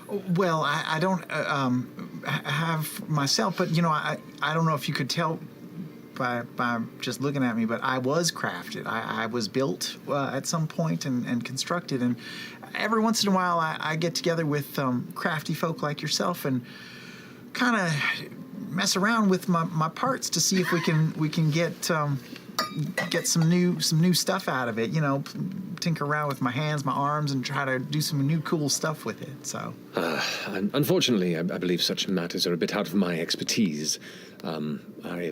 I'm impressed by your vocabulary. The only other one of your kind with such personality I've met, a friend of ours had created and was limited a bit in its speech. Oh, you met one that could talk? Yes, a friend of ours, Terry Darrington. He's over in Wildmount. He's pursuing God knows what these days. But yes. So I've not. This is not the first time I've met a socially engaging automaton. Well, that's me. Well, that's really. What was the automaton's name that you met before? Dodie. Which version? There's been, if I recall, looks to Vex'ahlia. Yes, a number of different versions. Amazing. Well, if you could give me contact information or an address, I'd love to just write him a letter or something. Well, if you ever find yourself in Deerstock and Wildmount, I'm certain you ask around for the homestead of Terry Darrington, and I can guarantee you folks who live there would know exactly where to send you. Great. Oh, well, thank you. You're like a pen pal. Yeah, I love one. Yeah, that's Ask great. some questions. And I have a request. I too am a bit of an inventor and an intelligent thinker myself. I have a design that I'm really hoping that maybe you could make. Something small. It's nothing crazy. I'm gonna dip my finger in the wine, and I'm gonna draw a little gun. So this would be for my my monkey. But what it needs, I, what it needs well, to I do think it was is it Oh, needs to no. be able to shoot little fire pellets. So it needs to be work under tremendous heat. Are you asking Would for you a be gunky? able to please say again? A gunky? Are you asking for a gunky? A gunky. A gunky, and it's also, it's so we can have better aim. Roll a persuasion check. Do it. Come on, natural 20. You gotta get this gun. You gotta get this monkey gun. Come on. Wait for natural one. Okay, persuasion. Spread the 21. Dorolo legacy. 21. You see Percy sits back in his chair, almost like leaning back into the high back portion of it, his kind of hands together. Are you asking me to craft a custom firearm for your monkey? Yes. And it's to shoot seeds. Flame shit. Flaming. It's more solid than it sounds. It's more solid. It's more solid than it sounds. But I'm thinking of something like it has a little chute. He can take them and then load them in. He kind of puts his hands out on the table, like blinking a bit, and adjusts his glasses a bit, and Lady Vex'ahlia goes, I mean, this isn't too different from the pop gun design that you made for a number of our children years ago. She goes, actually, I just might have something for you right now. Oh. Oh my god. I cannot believe that worked. This is how Planet of the Apes started.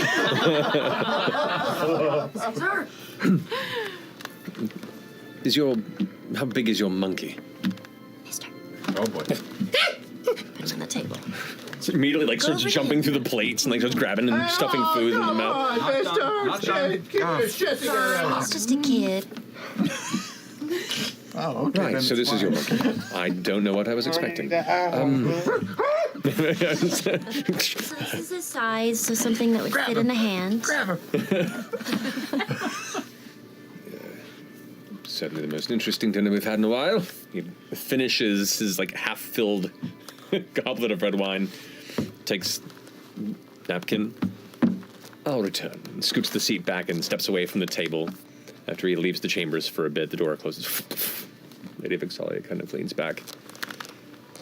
Well, you've certainly loosened him up a bit. A strange troop. Lady Vex'ahlia, in her head, she's gonna hear me talking. Before the final course comes out, I can't help but notice Lana seems a little uncomfortable. And I would like to ensure that it's not like a lobster dinner or anything. That's what she was served here.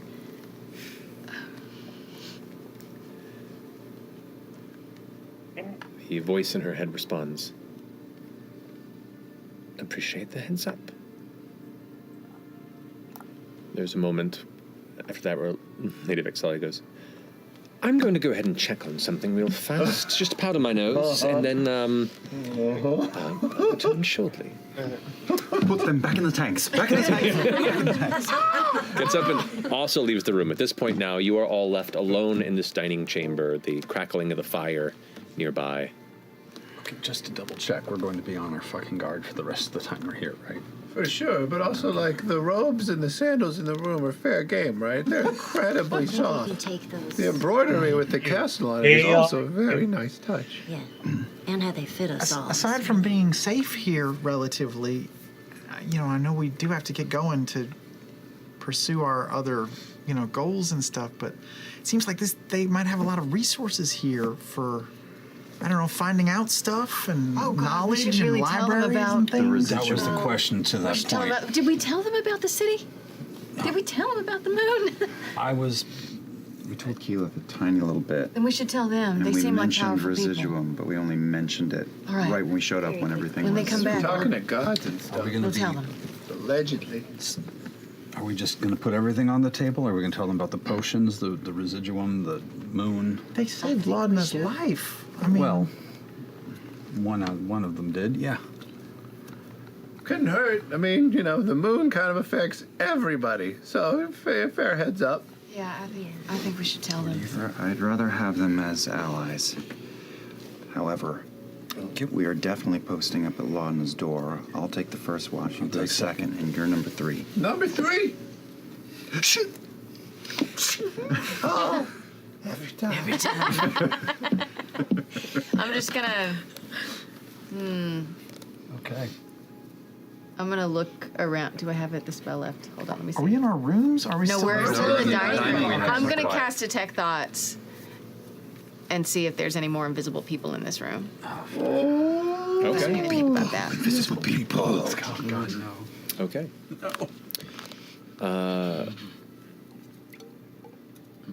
There are 2 figures in this chamber that are currently cloaked on opposite corners, just keeping watch. I'm just gonna one by one, blink, blink, blink, blink, blink, tell everybody to watch what they're saying, because there's still people listening. There. A short time later, Lady Vex'ahlia returns. The final call should be up here very soon. A slight delay in the kitchen. Hope everyone likes potatoes. I love them. They're my favorite food. Wonderful. Yeah, potatoes are so good. Especially as a main course. Yeah. They're fantastic. In subject. 2. Those potatoes are down. Shortly thereafter, Lord Percival returns with a small box. Potatoes.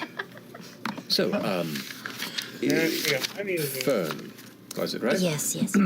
Takes his glasses off, sits them on the table, opens his box.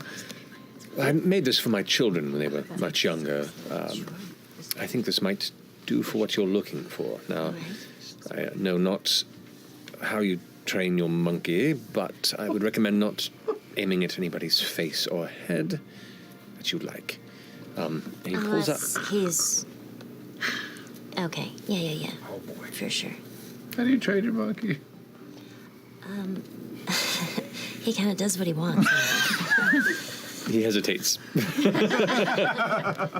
He'll only do it if we're in a fight or something and he needs to help us. If you would do me a favor of not giving this to him until he ducks as one of the small saucers goes over his head and shatters on the wall behind his mistress Mister, come here.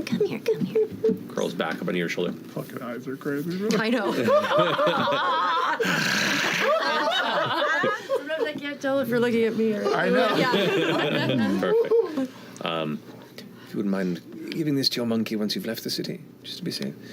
And he shows you. It's essentially a small, simple tube with kind of what looks to be like a trap door that kind of pulls open. And with it, it's more or less a potato cannon, like a small version of a potato gun. Taken in the fact that you are. Well, he said there's flame involved here. Yes. The right cap set in here, and he shows you kind of how to load it with just a little bit of black powder, lock in. Yep, just a little bit. 3 grains. Yeah. Scatter shot of shit. Yep.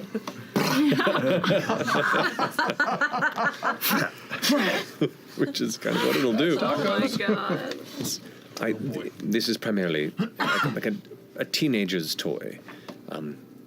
Just don't put any actual ammunition in it beyond your monkey's excrement. Okay.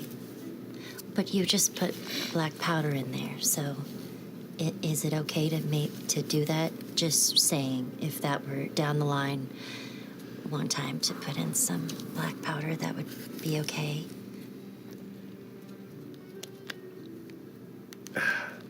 It's your lesson to learn. Just put that. Oh, thank you so much. Thank you very, very much, Mr.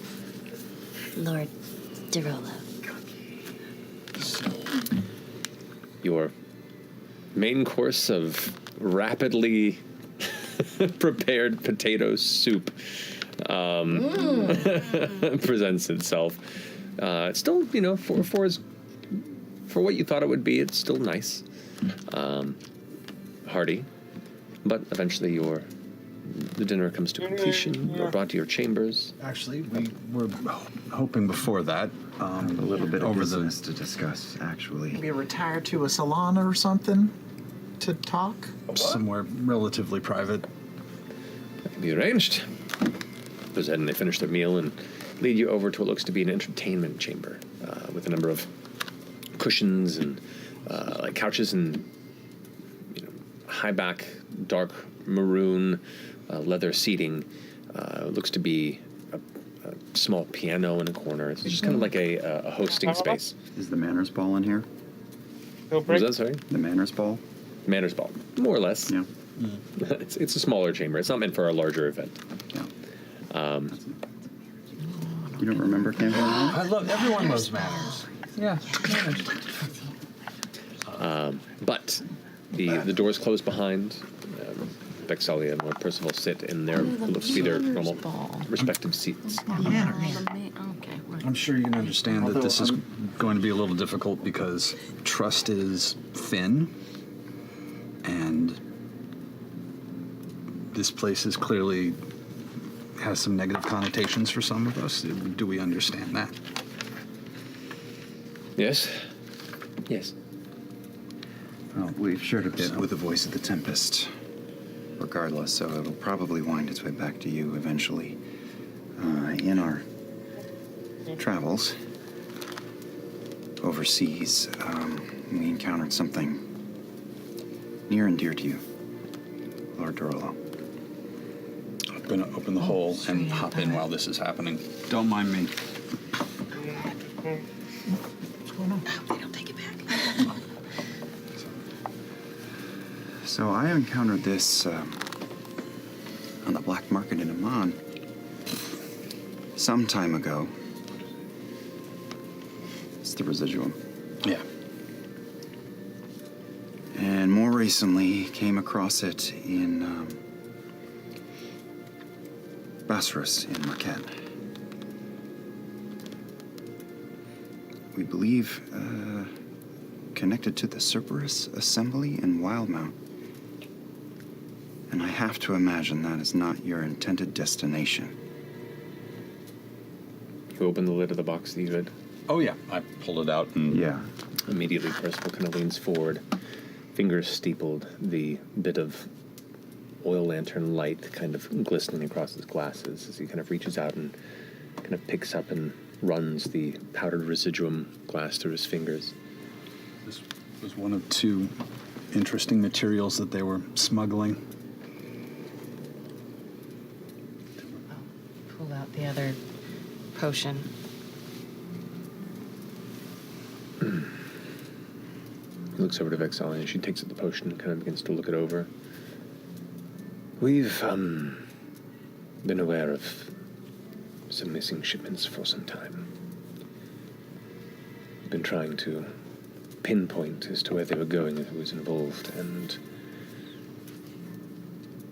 the care that was taken to keep them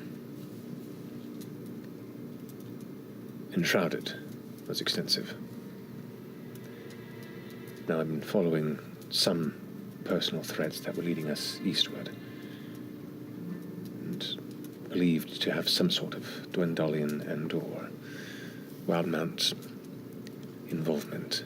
And the assembly, of course, had crossed my mind, but that is a truth I'd been hoping would not be the case, as they are a very messy organization to confront. We've definitely seen signs that it's the case. It's been moving through a lot of hands. And I'm glad it found its way into yours, at least this much. What do you know about the apogee solstice? Takes a deep breath.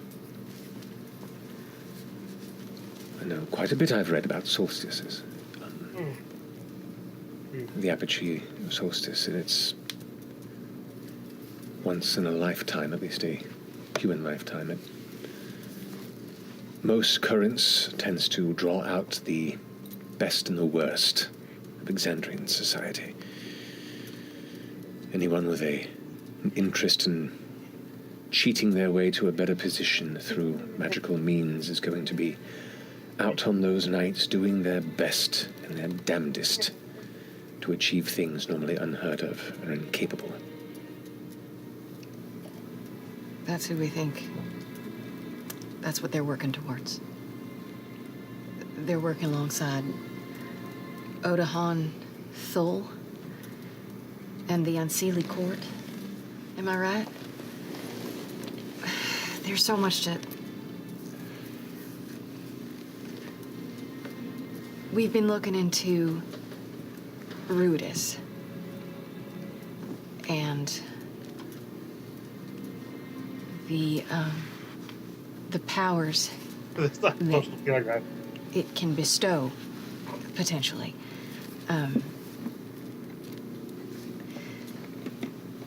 We were able to gaze upon the moon with a special telescope, and Orm and I both witnessed a lattice, a magical lattice wrapped around the red moon. Trapped within it, on the surface, we saw a city.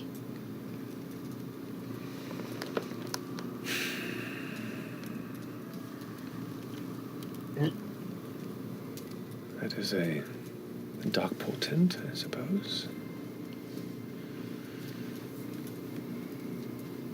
This magical lattice, you said. And he reaches over into what looks to be a pile of parchment and a small pencil box that's kind of resting over one of the bookshelves, and begins sketching out rapidly on the table, just like drawing this pattern. And it's an intricate lattice-like pattern. It isn't just like a crossover. There is like a design to it. Something that almost looks like a kaleidoscope, a fractal pattern within the lattice that progresses and continues around. And it does indeed look similar to the one that you saw through that telescope. Is this what you saw? Yeah, very similar. Have you seen? How do you know? He looks to Vex'ahlia and she leans back. We've seen it ourselves with our own eyes, though not on the moon. As you put it, this is the design of the Divine Gate. This is the barrier that divides the realms of the gods from Exandria, put in place post-calamity. So, Is there only one divine gate, or several, or? the Divine Gate is one. As far as I know, it's one continuous entity or barrier. Oh, it's just everywhere. Kind of. It's hard to describe, and I don't fully understand it myself. It's just a boundary that exists between. And she looks to Percy, and Percy goes, between these dimensions, it exists, this boundary. But it's not a thin sheet. It's a bit more esoteric. But it only exists in these spaces between dimensions, and only exists around Exandria. But you'll saw this within Exandria, the Skyov at least. Around Ruidus.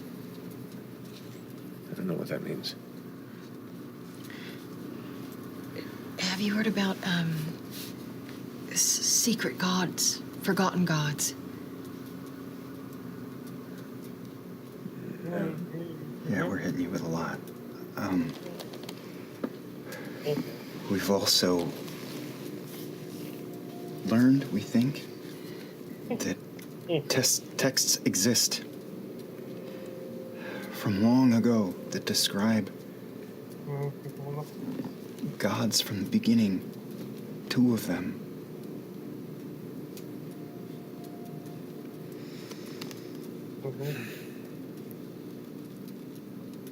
And your residual, Lord Gerallo, I don't know how yet. I don't think we know how. But there are people out there who are stopping at nothing to make sure that whatever is up there is not found out. And those people are tied up in this. Pointing at the residual. Many across the entire world who are constantly trying to steal this out from under us.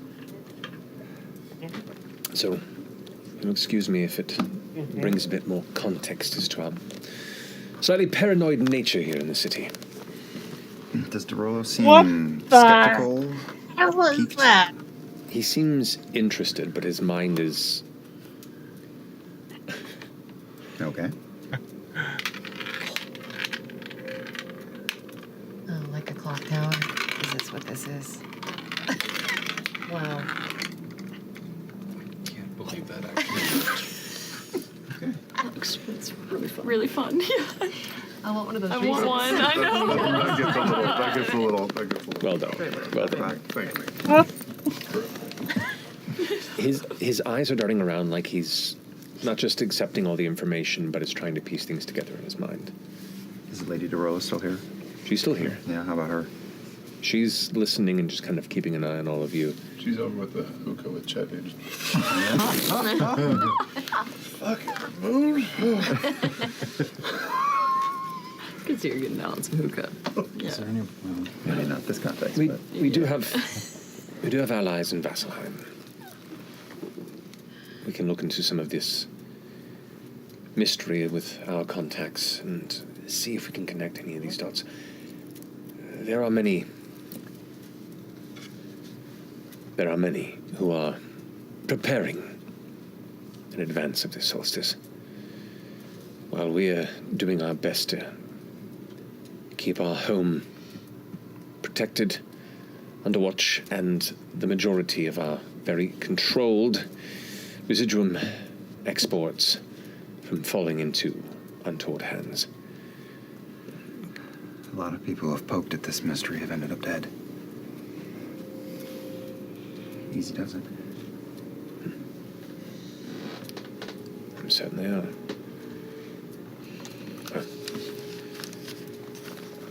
We do appreciate you being forthright with this information, and I guess I'll put it on the pile. So this, sorry, I don't know anything. This divine gate that you're talking about. Mm-hmm.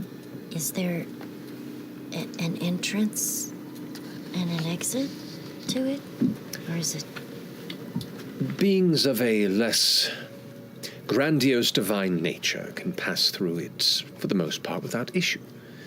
It's mainly designed to keep the gods themselves from passing into our realm. That is fishing net. Indeed. Yeah, it's because Exandria's here. It's probably like over us, right? It's more around. It's around the It's entire. like this, and then that's between us, and then they're up there. We have to figure out a way to get you drunk at some point. That's really important. Understand. It's all right. Yeah. Maybe one day, my friend Tyrion can have a look at you and fix what's mixing up those gears. That's a great idea. Oh, no. Yeah. That clock tower is impressive. How long did it... I believe Lady Dorella said you were the architect of it, yes. How long did that take you? Oh, good number of years. It was a personal project of mine. I needed something to distract myself after many years of intensity. Yes. It's a very fine piece of work. My compliments. Thank you kindly. Well, this leaves me much to ponder on, and avenues to carefully inquire about. Thank you. Is there anything that we need, like info-wise, that they can find out for us, or contact someone for us? They've done a lot for us No, already. I know, but like this is there something that we are desperate to know right now? Like, what's our next step after this? Just if you notice anything funky going on with the moon around the apogee solstice. Like, where are we trying to go to And next? honestly, like any general patronage, considering that we are basically cleaning up what is, on a certain level, your mess, with our, not even our free time, with our particular time. And as we said, a lot of people do get hurt and killed looking into this, including present company. Indeed, and it's almost like we nearly, requesting nothing in return, spent quite a bit of money and quite a bit of energy bringing your friend back to life. So I would consider that a debt paid. Oh, yes, I'm just saying, our success would be your success. Oh, no. Should you find out anything specific that we could look into, do let us know. When we find anything that might pertain to this particular challenge, we'll let you know. Do you personally know any contacts in Osiris, or? I've never been there, no. One more thing. I don't know how we're getting home.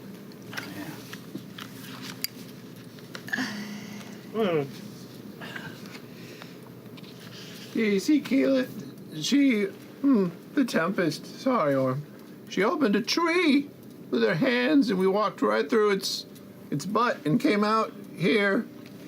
But I don't think you can do that, and she's gone. So we're on the kind of the wrong side of the world. The flat Earth. Sorry. That's the wrong end of it. Yeah. It is, You know, it is This solstice is coming up. not flat. No. I know, I just... Oh, all right. That is a bit of a predicament. I could charter you a ship to Marquette. Like a boat? Like a boat, yes. South of this. Pass. Actually, ships are pretty That might great. be the only That'd way. take a long, long time. Lest you know anybody else with the ability to put you through trees or bring you through arcane means across the ocean in an instant. Really? Yeah, I mean, just, You ever opened up a tree before? I don't think so. Oh. How long would a boat take, out of curiosity? Oh, from where you are now?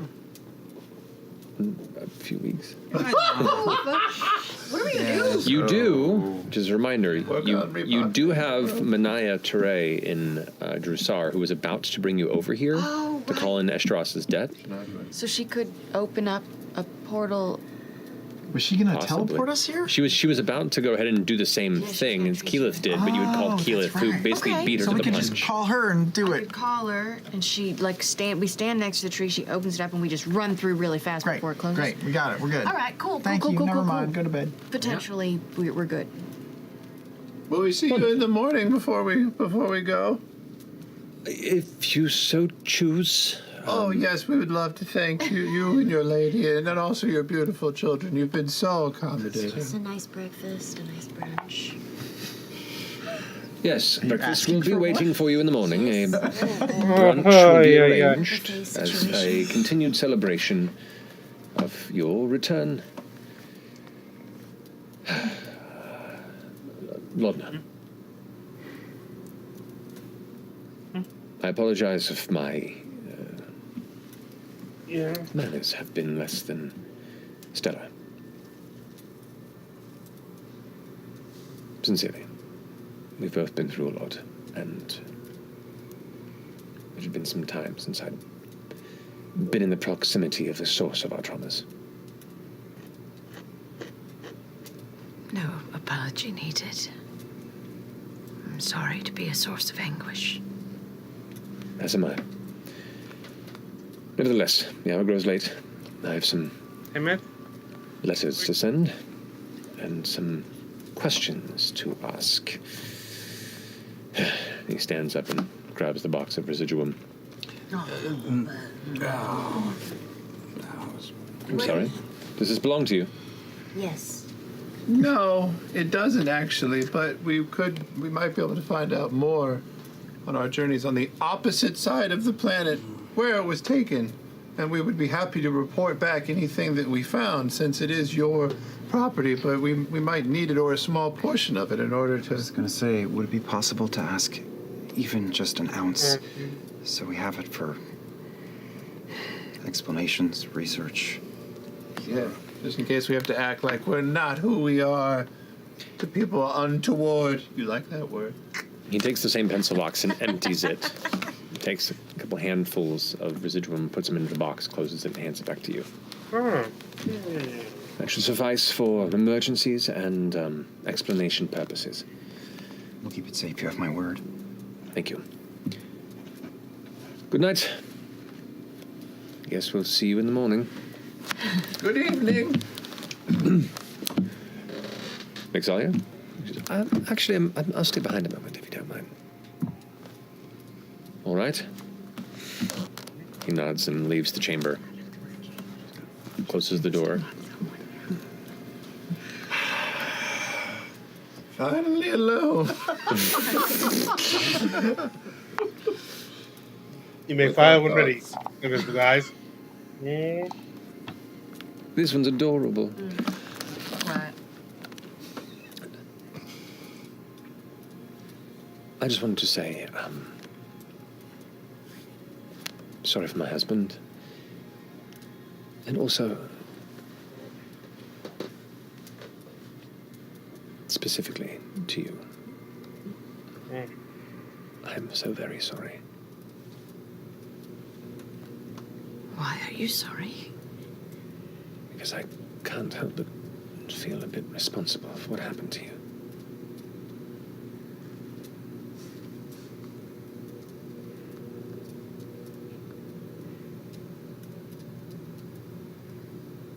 And I'm just sorry.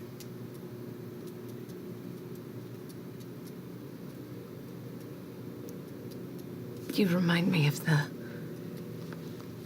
ladies that I used to emulate when I was a little girl.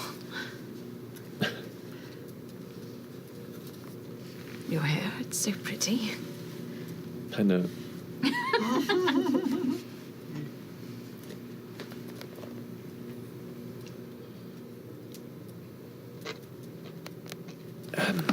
And she reaches down and kind of grabs her hand for a moment and goes,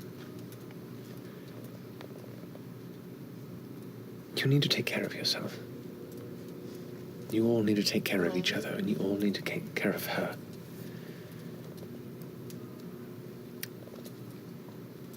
And this has brought me some help and protection in the past. And hope maybe this can do the same for you. She pulls a small band off of her finger and hands it out to you. To me. I can't tell with your eyes. Take that. Yeah. What is it? It's a ring that contains a protective enchantment. I've had it for quite some time, but I think you have more of a use of it in the paths you're walking. Thank you, lady.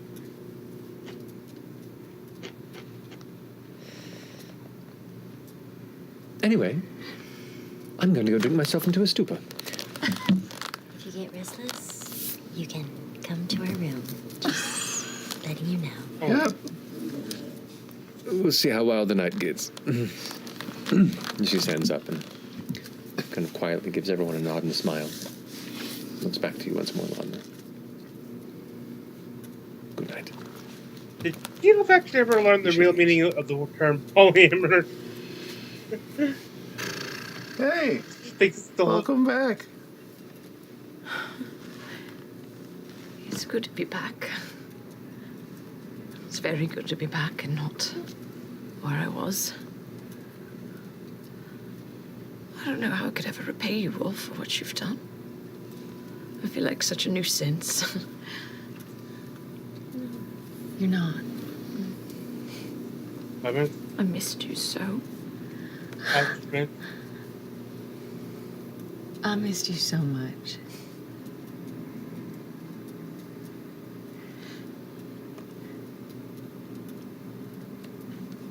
You're never a nuisance. And if it happened again, we would do it again. Ends of the earth. And beyond. As it happens. We're Belle's house. This is what we do now. We like a real family. Yeah. Yeah, I think so. Could be. Get down here. No. Careful. Yep. Okay, this is weird. Start to give him a noogie, but it hurts. Oh, this is weird. Yep, this is weird. Oh, that hurts so bad. Knuckles up, Victor. Okay. Sliced. Okay. No, I'm okay. Plus the Mr. Sinister costume. I know it's a lot. There you go. Yeah. I wanted to dress up for dinner. I thought it was important. I open my hand and look at the ring. What does it look like?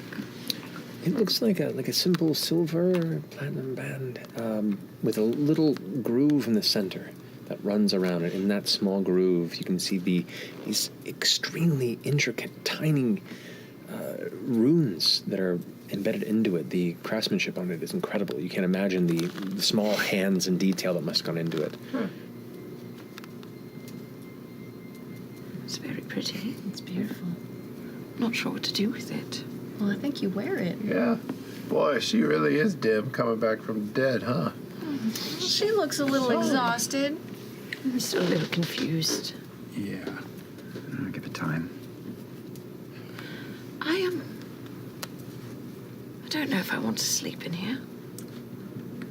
I might go sleep by the sun tree, if that's all right. Yeah, Of course. wherever you want. Mind if we come with? I don't want you all to sleep out in the cold. Oh, no, we just crossed the planet. I think we can camp with you. Maybe we can take those robes and those slippers with us. Those are 50,000 thread count sheets. I might pull them out and drag them out if it's It's okay. not a bad idea. Maybe we can. I'm also going to take this blueberry pie nobody touched. We're going to bring this with us. That's a really good idea. Yeah. Camping trip by the sun tree. All right. So your whole troop is going to camp out by the sun tree. Okay. Out there in the beautiful night sky, the stars above, barely broken by the faint wisps of cloud that are just passing over above. You see the shadowed form of the sun tree, still lush in the night air, but that frost is starting to gather at the tips of the local bushes and plants as you pass by. It's a cold night. You can see your breath. But it's still a little warm around the sun tree, and no frost touches its leaves. As you bundle up together, prepare yourselves for, hopefully, a comfortable night's sleep. All together. We're going to take a break. We're going to go to break.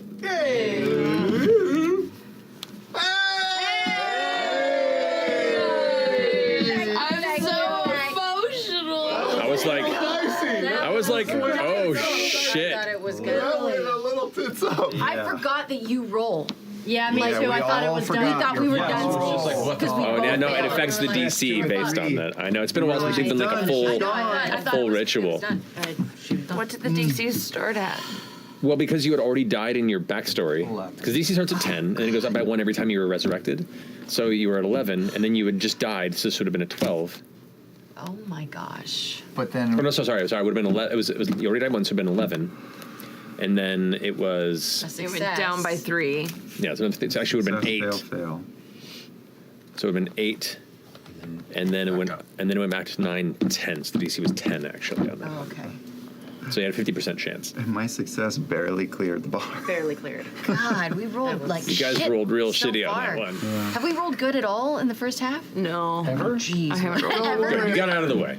Natural one. Get it out, get it out. There you go, there you go. Vibes. Okay. Well, That's anyways, good. That one's better. we'll see you in a few minutes. Anyway, I'm going to... Okay, then. So we're pushing in part 1.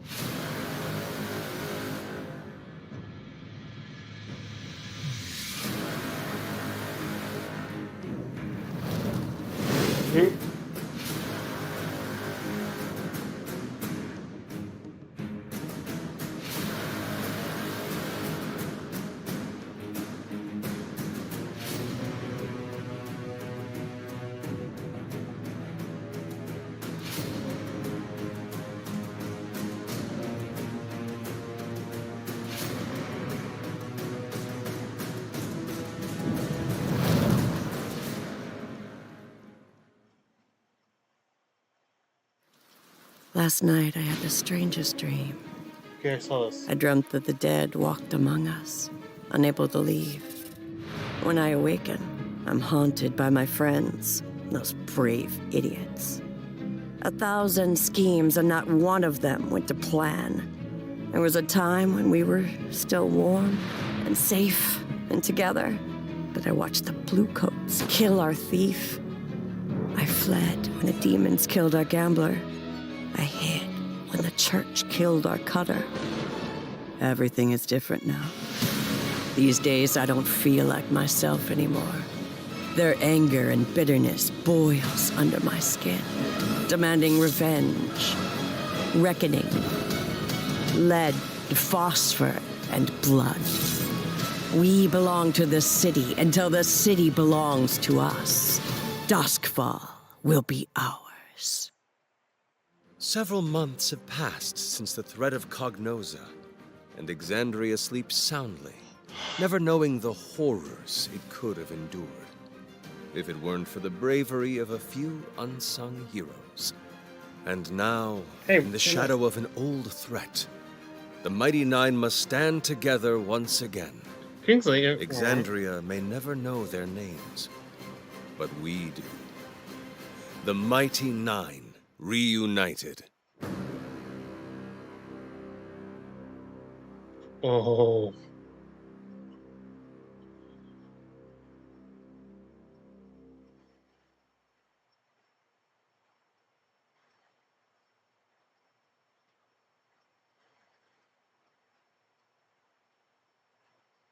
Hey critters, Laura Bailey here to guide you through what's new in the Critical Role shop. I mean, the traveler always says impulse purchases are a good decision. It's too powerful. Could anything be more perfect? This is pretty badass. Look at this. That's Isn't the it word. fashion? So much fashion happening here. Style should Have it. never be a dumb stud, darling. And hey, if you want, you could head over to the Critical Role shop right now. Okay, I'm calling this part. Well, we officially have Lana back. And they're continuing journey.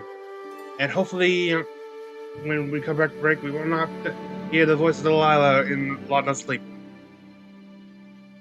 Thank you for joining me. This is FREIND Reinvented, half-open YouTuber. I wish they could put us of life.